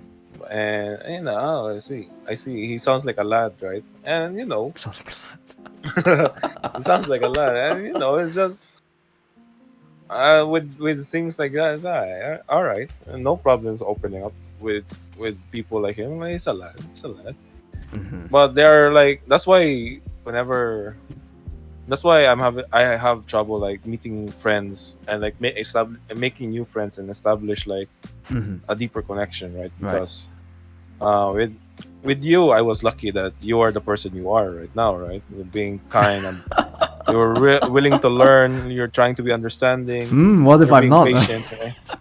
But if you were not, fuck, I wouldn't even bat you an eye, dude. Shit.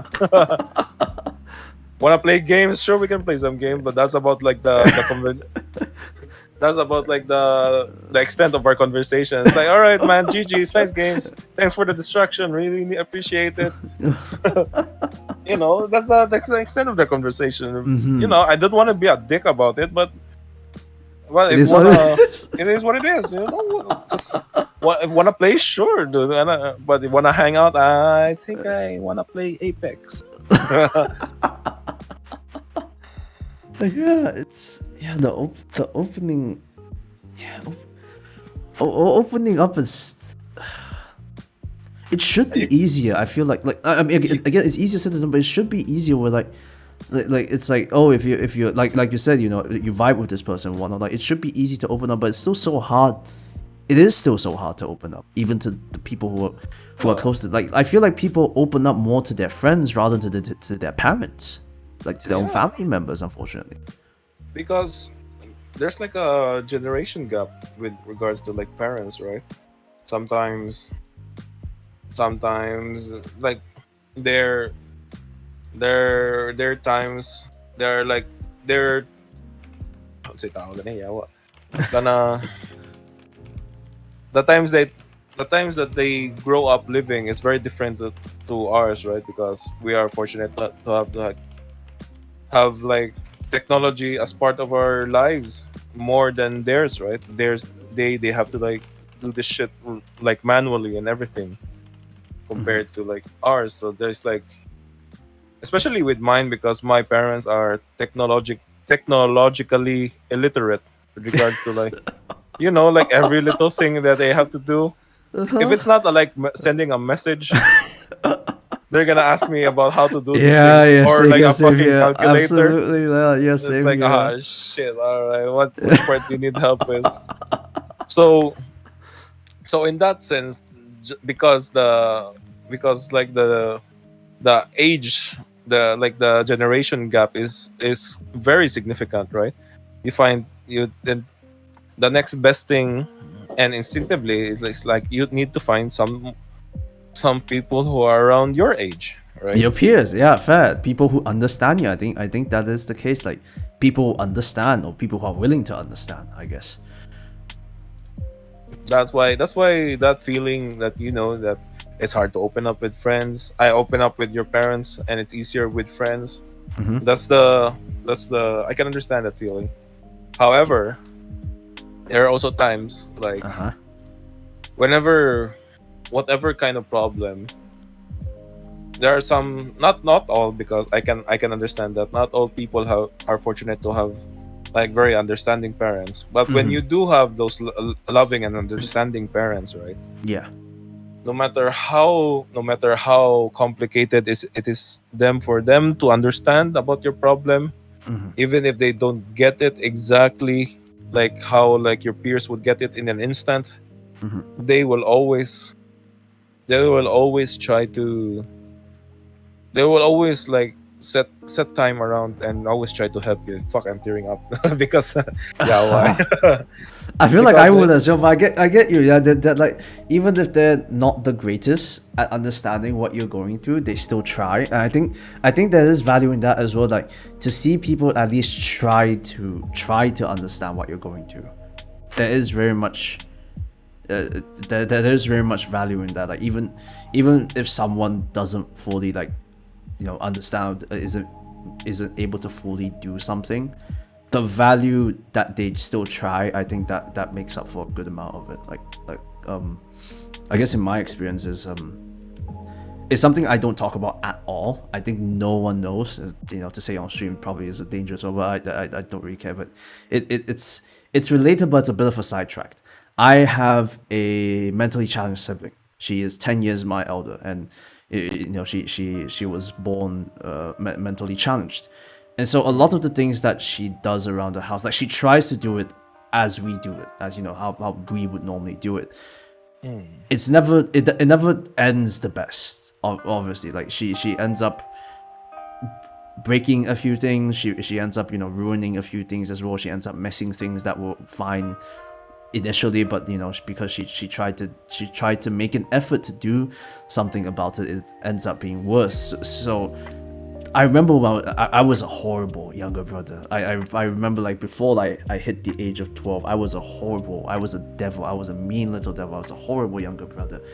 But then like after I don't know what happened, like after the age of 12, I started to see the value of people trying. Like you said, even if they're not fully capable of what they do, the value of seeing them try, rather than just to say, I can't do it because I'm this or I'm that. The value of seeing them trying to do something makes up for it. I think that for me like it's like there is still some annoyance, obviously. Like for me there is still some annoyance because I'm that type of like slight perfectionist type of individual, but it is to always see that she's not expected to do stuff like this, but she still tries to do some of it. So there's value in that as well. Yeah, there is value in that. Yeah.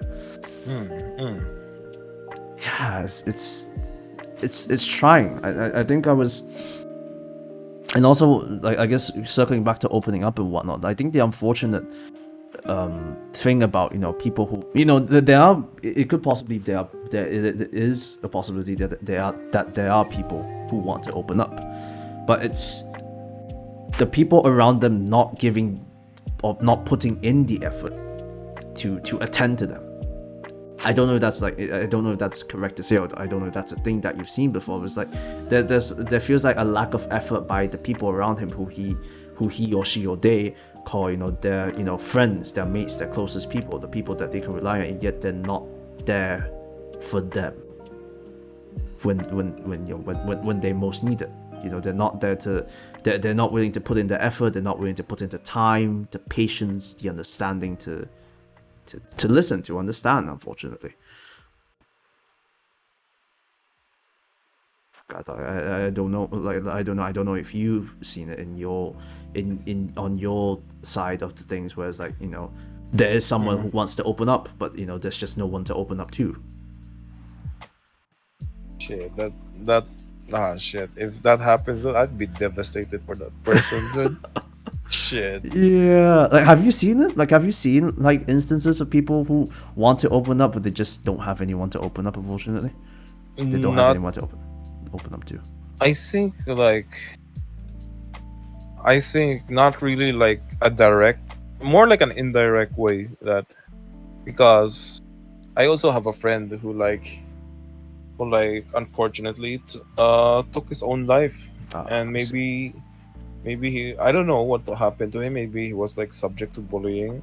Very young, by the way. It was like I remember this so vividly. It was like second year in my university, right? It was like, dude, like second year in my university, before like the school, like the educational changes here in Philippines.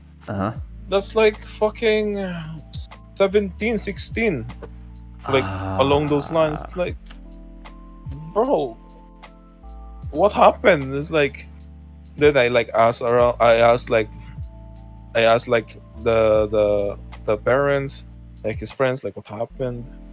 It's like we really didn't know. Like they didn't know anything, but this is what happened in school now. This is what happened, like on his part time work, because he was also like a working student at that Yeah. time. So in a way, I think indirectly, if he had like someone else to like open up to, he Mm-hmm. would still be here by right now. But Mm-hmm. I couldn't say for sure myself, since I may be a friend, but I'm not that close of a friend to him. So Yeah, it's a lot of what ifs. Unfortunately, it is a lot of what ifs mm, floating around. What if you did? What if you did this? What if you did that? Like, yeah, yeah. The issue of just opening up being still. I mean, it's still as difficult as it is ever. Unfortunately, that is just the very unfortunate case. That is just it is just that difficult. Probably not. I guess not because it is difficult, but I think it's because we've made it difficult. I yeah, don't know if that's right to say that we've made it more difficult than it actually needs to be. what do Because you mean by we made it difficult? I think there is like certain value where like people have opened up to people that where I've read things I've read things I've heard things where it's like people have been vulnerable before, but the reason that they're not vulnerable anymore is because they, rather than people attending to them, rather than people helping them with their vulnerability, they exploited the vulnerability. Gaslighting, I guess, to a certain extent. Oh shit.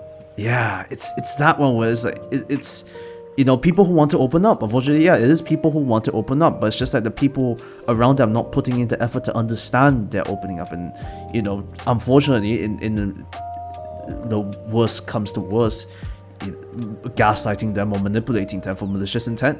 Like, it is that very unfortunate thing, and that's why a lot of people don't want to open up anymore. I've asked people, like, you know, why do you, like, I'm not trying to push them. I was like, you know, like, talk to me, like, what's stopping you from, you know, opening up? And they say, I've opened up before, it didn't end well, so I don't want to experience that hurt again. I see.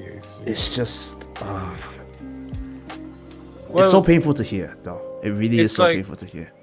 I see. I think it's like others, two sides of the same coin. Like we make it easier or difficult to open up. It really depends on like the right people and like the right circumstances. Yeah.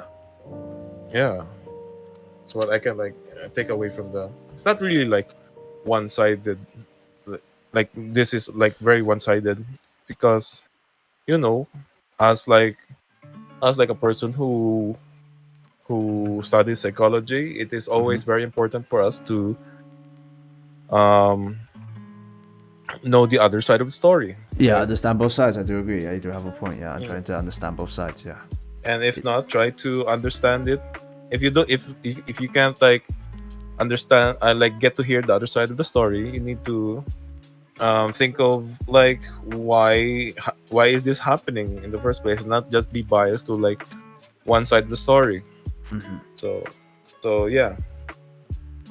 Man, it comes back to being, unfortunately, just difficult when it comes to opening up. But I mean, you've talked about good points of how, you know, what needs to be done for people to open up, and what needs to be done for people to accommodate individuals who want to open up. So I think that does help to I guess some extent, which is, you know, fair.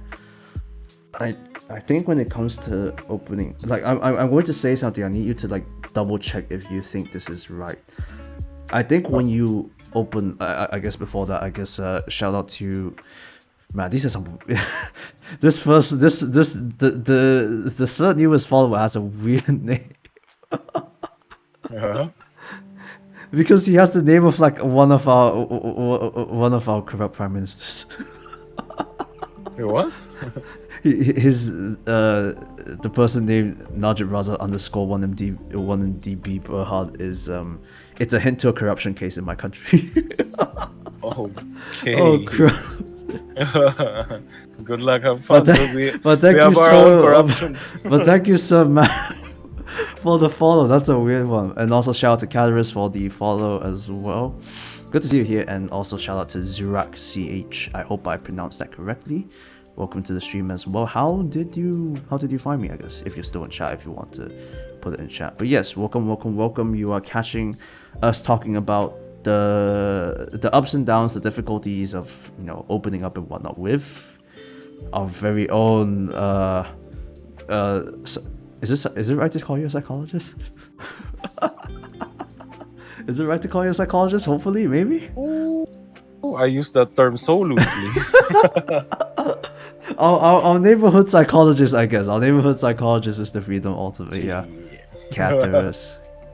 Cat just shouting out freedom. But yeah, like I'm going to say something like like for me, when it comes to someone who opens up, the reason that they open up, other than providing a safe space and providing a safe space to open up, providing the time, the time, the space, the comfort to open up and whatnot, I think it all comes down to how much you love the person on the other side. I don't know why I came to that conclusion, because I remember reading about this, and when you open up to someone, sometimes you talk about your deepest, darkest secrets, things that you usually don't tell other people, but it's because you trust the person on the other side that you tell them your deepest and darkest secrets and what you've gone through and how you're actually feeling. And it reminds me of a definition of love that I remember. It's a very powerful definition that I remember, but I can't find the source, unfortunately. I remember hearing it from somewhere, but I can't find the source, but I remember it very vividly, where defining love as giving someone the power to destroy you, but hoping to God that they never use it. And I feel like when it comes to opening up to someone, that is very much the case. I'm telling you all my deepest, darkest secrets. You have every power to completely ruin me with what I've told you, but then you don't do it as well. It's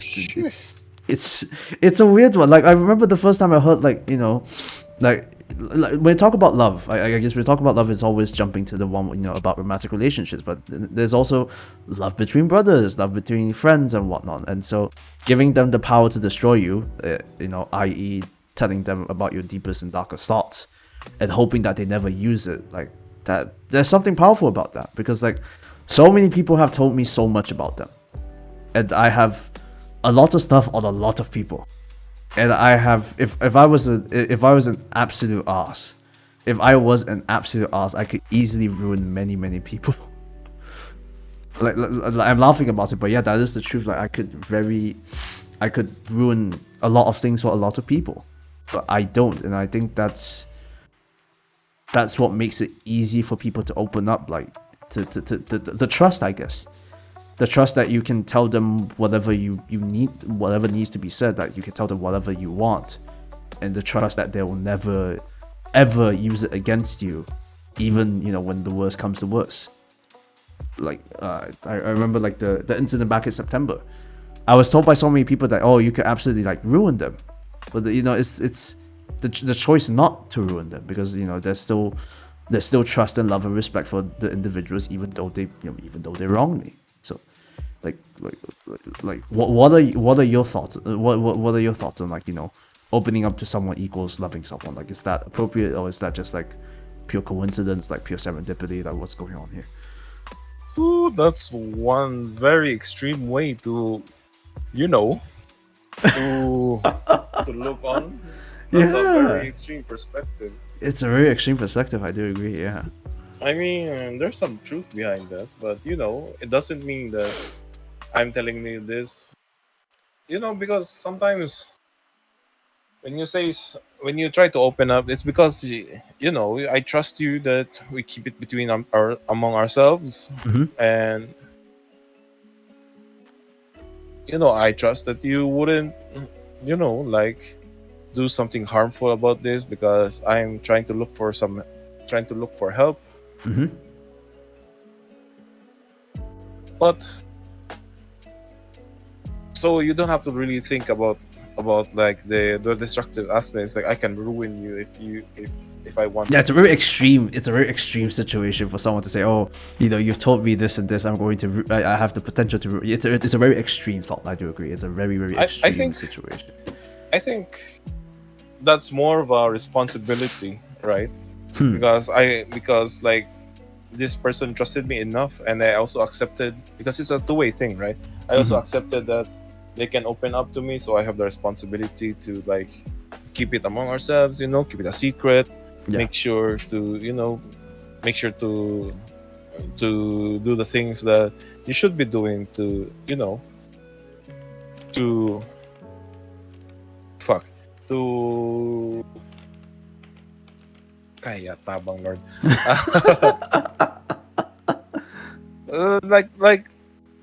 Like there's like an unspoken rule that like if they trust you enough to tell you about this shit, you have to like there's a like a responsibility that you have Yeah, to. there's a responsibility that you can't just say it out. I do Yes. agree. There's a basic responsibility. There's a basic responsibility that that you've told me stuff and whatnot. Like I won't tell other bro code. Yeah, so I think it's a bro code. Yeah, the code of you told me something, and you can trust that I will keep it between us. But I feel like again to those who've opened up before and don't want to open up again, I feel like it's possibly because that code was broken to some extent, unfortunately. Well, you're telling someone about your deepest darkest thoughts, and then maybe the next day you're at school, it's everywhere, and that trust is broken, and you don't feel like opening up because it's so hard to gain trust. I will say it's so hard to gain trust, but it's so easy to lose trust. That shit's traumatizing. It's like I finally open up to someone. I can I like a weight off of my shoulders, and then suddenly it's like the talk of the school right now. It's like, the fuck, man. Yeah. Then it's gonna really fuck you up in the long term, because Absolutely. now you're having paranoia. Now you're like, you distance yourself from like relationships, and like even like just talking to people. Like you're discouraged to talking to other people because of what happened, right? Yeah, especially when it's like if you say it to someone that you deeply trust, and then you find out that they've told everyone else. Like the trust being broken there, especially towards someone that you have deep respect and deep relations with.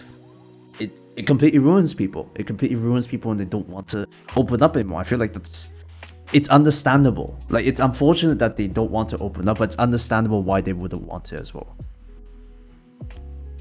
But man, it's I'm sorry, what was the question again? No, we've been into a lot of tangents. We've been a lot of tangents, yeah, but it's the main tangent of like it's understandable why some people don't want to open up anymore because of like you said, it's traumatizing. It ruins you in the long run. It ruins the trust. You don't want to talk about it to anyone else anymore because you don't trust anyone else anymore. Unfortunately, I think that is like just the unfortunate case when it comes to stuff like this. And so that's why when you talk about how you can better prepare yourself to accommodate someone who wants to open up, I feel like that's important for everyone to learn. And it's important for everyone to learn, but I think unfortunately not everyone will learn it. I guess there will be scums of the earth who will still do what they do and cause ruin of trust and whatnot. Unfortunately, I think that is going to be the case. Yeah, that's a sad one. That's a sad one. Man, that's rough. Honestly, it's rough to open up. I think that's what we found. I mean, it's I mean, we came in with the thought of it's hard to open up. I think we're probably ending it with it's still hard to open up, unfortunately. But I think there are ways to make it easier. I think it's right for me to summarize. I hope. I think I wrote down everything. Oh crumbs! This is not great. Did I write down everything? But yeah, I guess it's about like I know you're sleepy as hell. I feel like you're drifting away. I guess it's time to summarize. But before that, hello Amari, welcome to the stream. Welcome. Is Amari Bisaya? No, she's a good friend of ours, but she's not Bisaya. Okay, so magandang gabi then. Fair enough. Welcome to the stream. Greetings. But yes. But yeah, I guess it's time to summarize what I learned from you today, Mr. Psychologist. Oh my God. I'm so tempted to use that again because like as much as you don't give yourself credit for you say that you barely pass a mod, like as much as you don't give yourself credit for it, the stuff that you said today is actually very eye-opening. I think a lot of the stuff that you talked about today is very, very eye-opening. But yeah, I guess stuff to summarize is just I guess the grounding method, I think, is one that I will take away pretty well. What was it? Five things to see, 4 things to touch, 3 things to smell, 2 things to hear, and one thing to taste, to try and grasp you back into reality. Because it's when you keep it within yourself, unfortunately, and that's always the hope not to do it, but I think it's inevitable sometimes. Yeah, it's like a fire hydrant, basically. Yeah, it really is. A fire hydrant is like a fire extinguisher. Fire extinguisher. Yeah, it's like something you need to have, but hope that you don't have to use it, right? But there's also no issue with practicing you practice it every day, I guess. You talked about it, right? Where you practice it quite often. Yeah, that's fair. The paper bag one is interesting. I'll give you that. The paper bag one was a very interesting one. Breathing into a paper bag. Like I never really understood the purpose of breathing into a paper bag, but the way that you talked about like what you heard and whatnot, it makes sense. Not to say it makes sense. There is logic behind it. Even though it's logic that I probably won't be able to comprehend unless I actually read into it. It feels like it feels scientific. It could be absolute arse talk. Like it sounds scientific.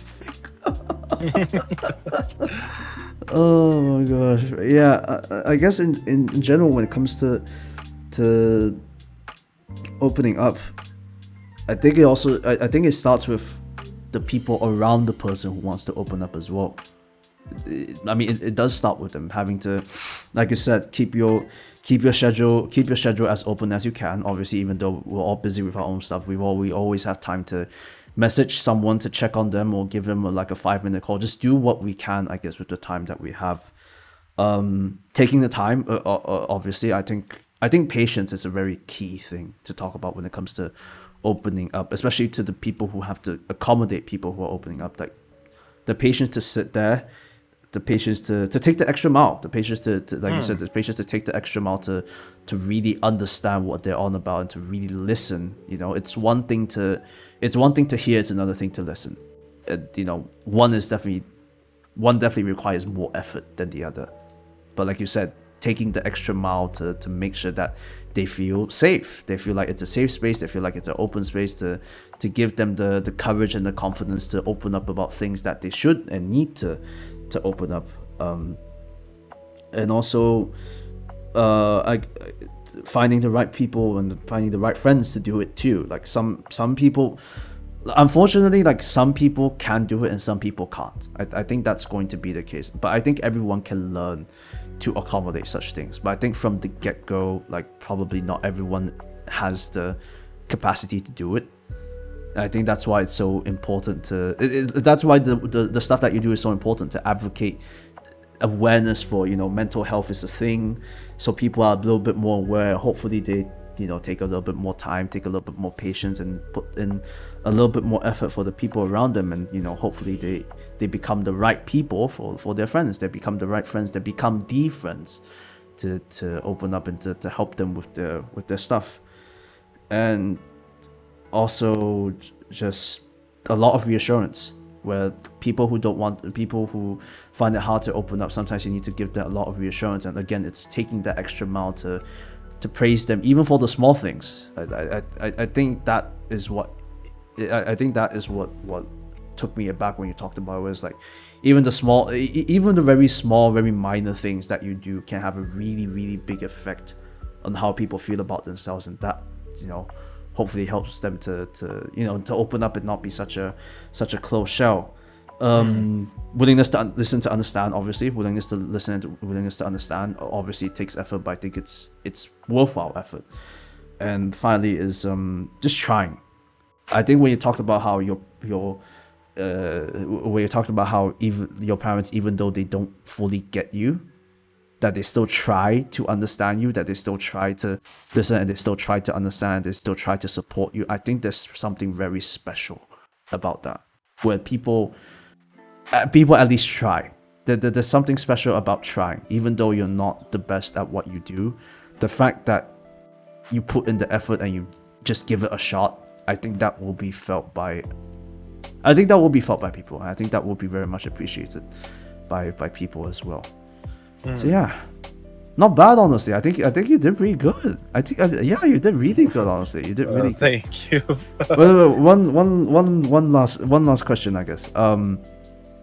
Advice for the viewers. Your own personal advice for the viewers. Yeah. Yeah. My personal advice. Yep. Anything goes. Man.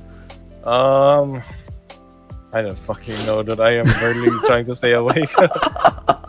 Not because it's boring or anything. I just haven't. You just haven't slept well, yeah. Yeah. But my advice to like viewers is like there are already enough assholes in this world. If you want a challenge, try to be kind. And you want to be different, try to be kind. Try to be a kind person. Try to be understanding. Try to be patient. And don't expect a lot. Basically, be a saint. Be a saint. Very, very well. Very good. Honestly, very, very good.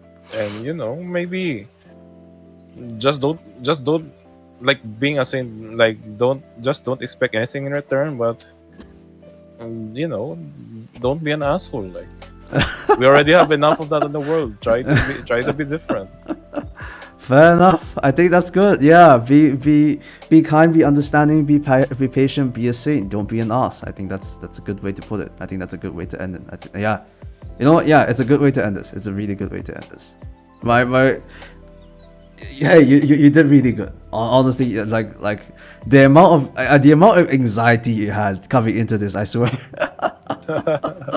But you did really good. I appreciate every bit of advice you gave. I appreciate every bit of time. I love you to hell and back. Like you are a person who has looked out for me when I didn't expect people to look out for me. You yourself are a saint, and I like you advocating for mental health and you checking up on other people as well. Yeah, I hope you continue to do what you do, and I hope other people get to learn from you as well. And I hope you don't stop. Yeah, I hope you don't stop what you're already doing. You're doing a saint's job. You're doing a really good job. Honestly. You're doing a really important job. Really, really important. But yes, thank you so much for the time. Honestly, you are just absolute legend. Absolute legend. Absolute legend. Thank you for having me, man. Oh man, it's good. Time. Yeah, I guess it's time to rate them. Yeah. It sucks that I have to end this because I want to talk to you more, but yeah, it's time to end because you need your rest and I don't need to keep you up for too long. But yeah, does anyone have a rate suggestion? Anyone? Like I don't know. Anyone on your list? I guess. I had to check who's on my list. I don't know. Who do you plan to rate? I think mine. They're like already well off now, so. I think I'm fine with anyone. Honestly, I don't know. To be fair, if anyone in the chat has if anyone in chat has a race suggestion, be my guest and put it down as well. I'm fine with anything. Honestly, I just want it has to be passed on. I don't know who to read. There's not actually that many people on my list. Let's see, I got Vinfel, I got Positive Pavlovian, I got Ria, I got Lady K, Shen, J143 or BFVT. Oh, I need to look those. I need to look those up. Shen is an acquaintance of mine. Okay, Shen. She's a good friend. She's also one of the Bisaya that are not from my area, like from Cebu specifically. I see, right. So whenever like she speaks Bisaya, it's like, not warlord enough. Not warlord enough. What a comment. It's too kind of a Bisaya. I understand what you're saying, but it's not how we say it. Not Eris enough. Oh, come on. Eris, God of Eris, God bless her. She's a different guy, honestly. Oh, crumbs, I don't know who to rate, honestly. BFET or Shinji. I actually don't know. I know, you're the guest. You get to decide. I'm fine with anything. We can go with Shen. We go with Shen? Okay, fair enough. I'm more familiar with Shen. Okay, fair enough. We'll go with Shen. I will leave Bia to another time. I will give them a follow. She's too kind. I can't believe you're saying she's too kind. She's not. I mean, I don't know. That's how my impression of her. It's like, not warlord enough. You speak our language, Why? Thank you for the follow. but Welcome you're to a the different stream. breed of Bisaya. Good evening. Welcome Nothing to the wrong, night but of very Coffee. strange. Buntisin, buntisin, buntisin. Okay, saang map tayo? Next. Sa alin, sa alin, sa alin. It's definitely, definitely chaotic, but it's definitely energy. I'll give you that. But yeah, I think. Dito tayo sa... What is the raid command? I think it's raid command. But yeah, you did really well, honestly. I think. I didn't know there was a warlord requirement for Bisaya. Surprisingly, there's other personalities except aside from warlord.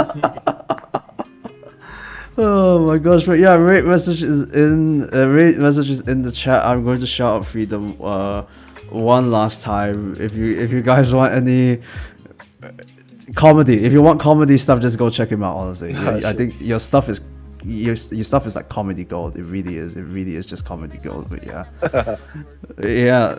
Again, I appreciate your time. I think what we managed to talk about today has been really good. It has been really good. It's been eye-opening. It's been comforting. It's been oddly comforting to talk about something that usually is quite difficult to talk about.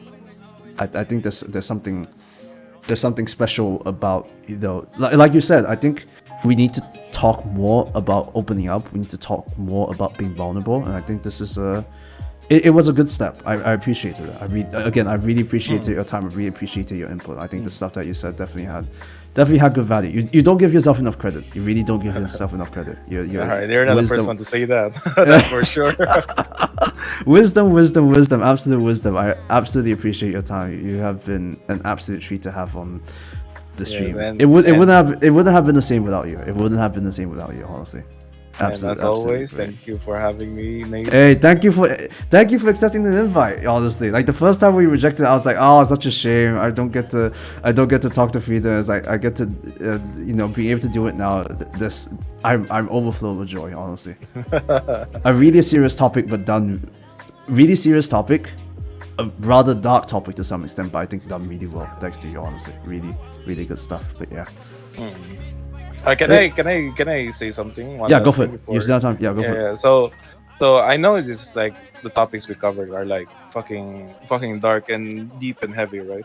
Mm-hmm. And sometimes, like, joke around in between, crack a few jokes, like say some random shit, like to, like, even like, that's the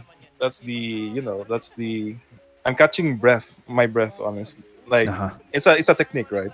I'm catching my breath because we're diving so deep that I need to get up. If it's like the same logic as swimming, right?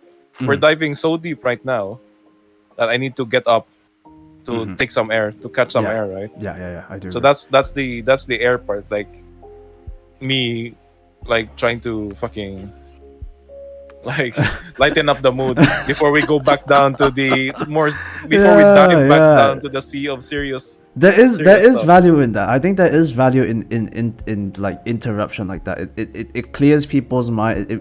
It makes it less heavy. Like, it's a heavy topic regardless, and I think it will continue to be a heavy topic for however long people discuss about it. But I think it helps to put it in a better light than it actually is. There is value to that. I think there's something special about that. You know, again, you don't give yourself enough credit. You're able to turn. I feel like if I talked about it myself and just my own experiences, it would be quite dark. But to have you come in with, like, sometimes you forget what you need to say, sometimes you go off on a tangent. Like, there's something fun about it. There's something really nice, really comforting about it. Like, honestly, thank you so much. Like, really, I can't thank you enough. I really can't thank you enough to have you here. Really good to talk with you, honestly. No problem. Instead, happy to be here. Hey, really happy to have you. Really happy to know you, man. I love you to hell and back. I absolutely love you to hell and back. Same, dude. Same. Likewise. But yes, ladies and gentlemen, that will be it for tonight. I hope it has helped some people. I hope it has opened up for some people when it comes to opening up and whatnot. So wait, what I keep pressing the wrong button. Sorry, but yeah. Ugh. But yeah, I really hope that you learned something. I learned quite a bit. I've already made a good amount of notes, and these are notes I will keep by myself very closely. I think these are really good notes, and it's always really good to have an opinion from a person who's talking a lot more sense than my own ass talk. But yeah, let's just put it that way. But yeah, yeah, again, thank you so much for everyone who joined. Again, thank you so much for the new followers, Tutu Wolf, Najib Roxat, that's a weird name to bring up, Catchers, Zurak, and Amari. Thank you so much for the follows, and thank you so much to everyone who joined, everyone who looked. I hope you learned something. I definitely learned something, and if you want, if you wish to want more freedom, obviously go give him a follow, or obviously absolute comedy gold. And if you want more stuff like this where we talk about how to become a better person, yeah, feel free to follow the channel. I do this every week, and next week will be a different guest. And yeah, I think that will be it for tonight. Again, time check 27 minutes past 11. I hope everyone gets some good rest.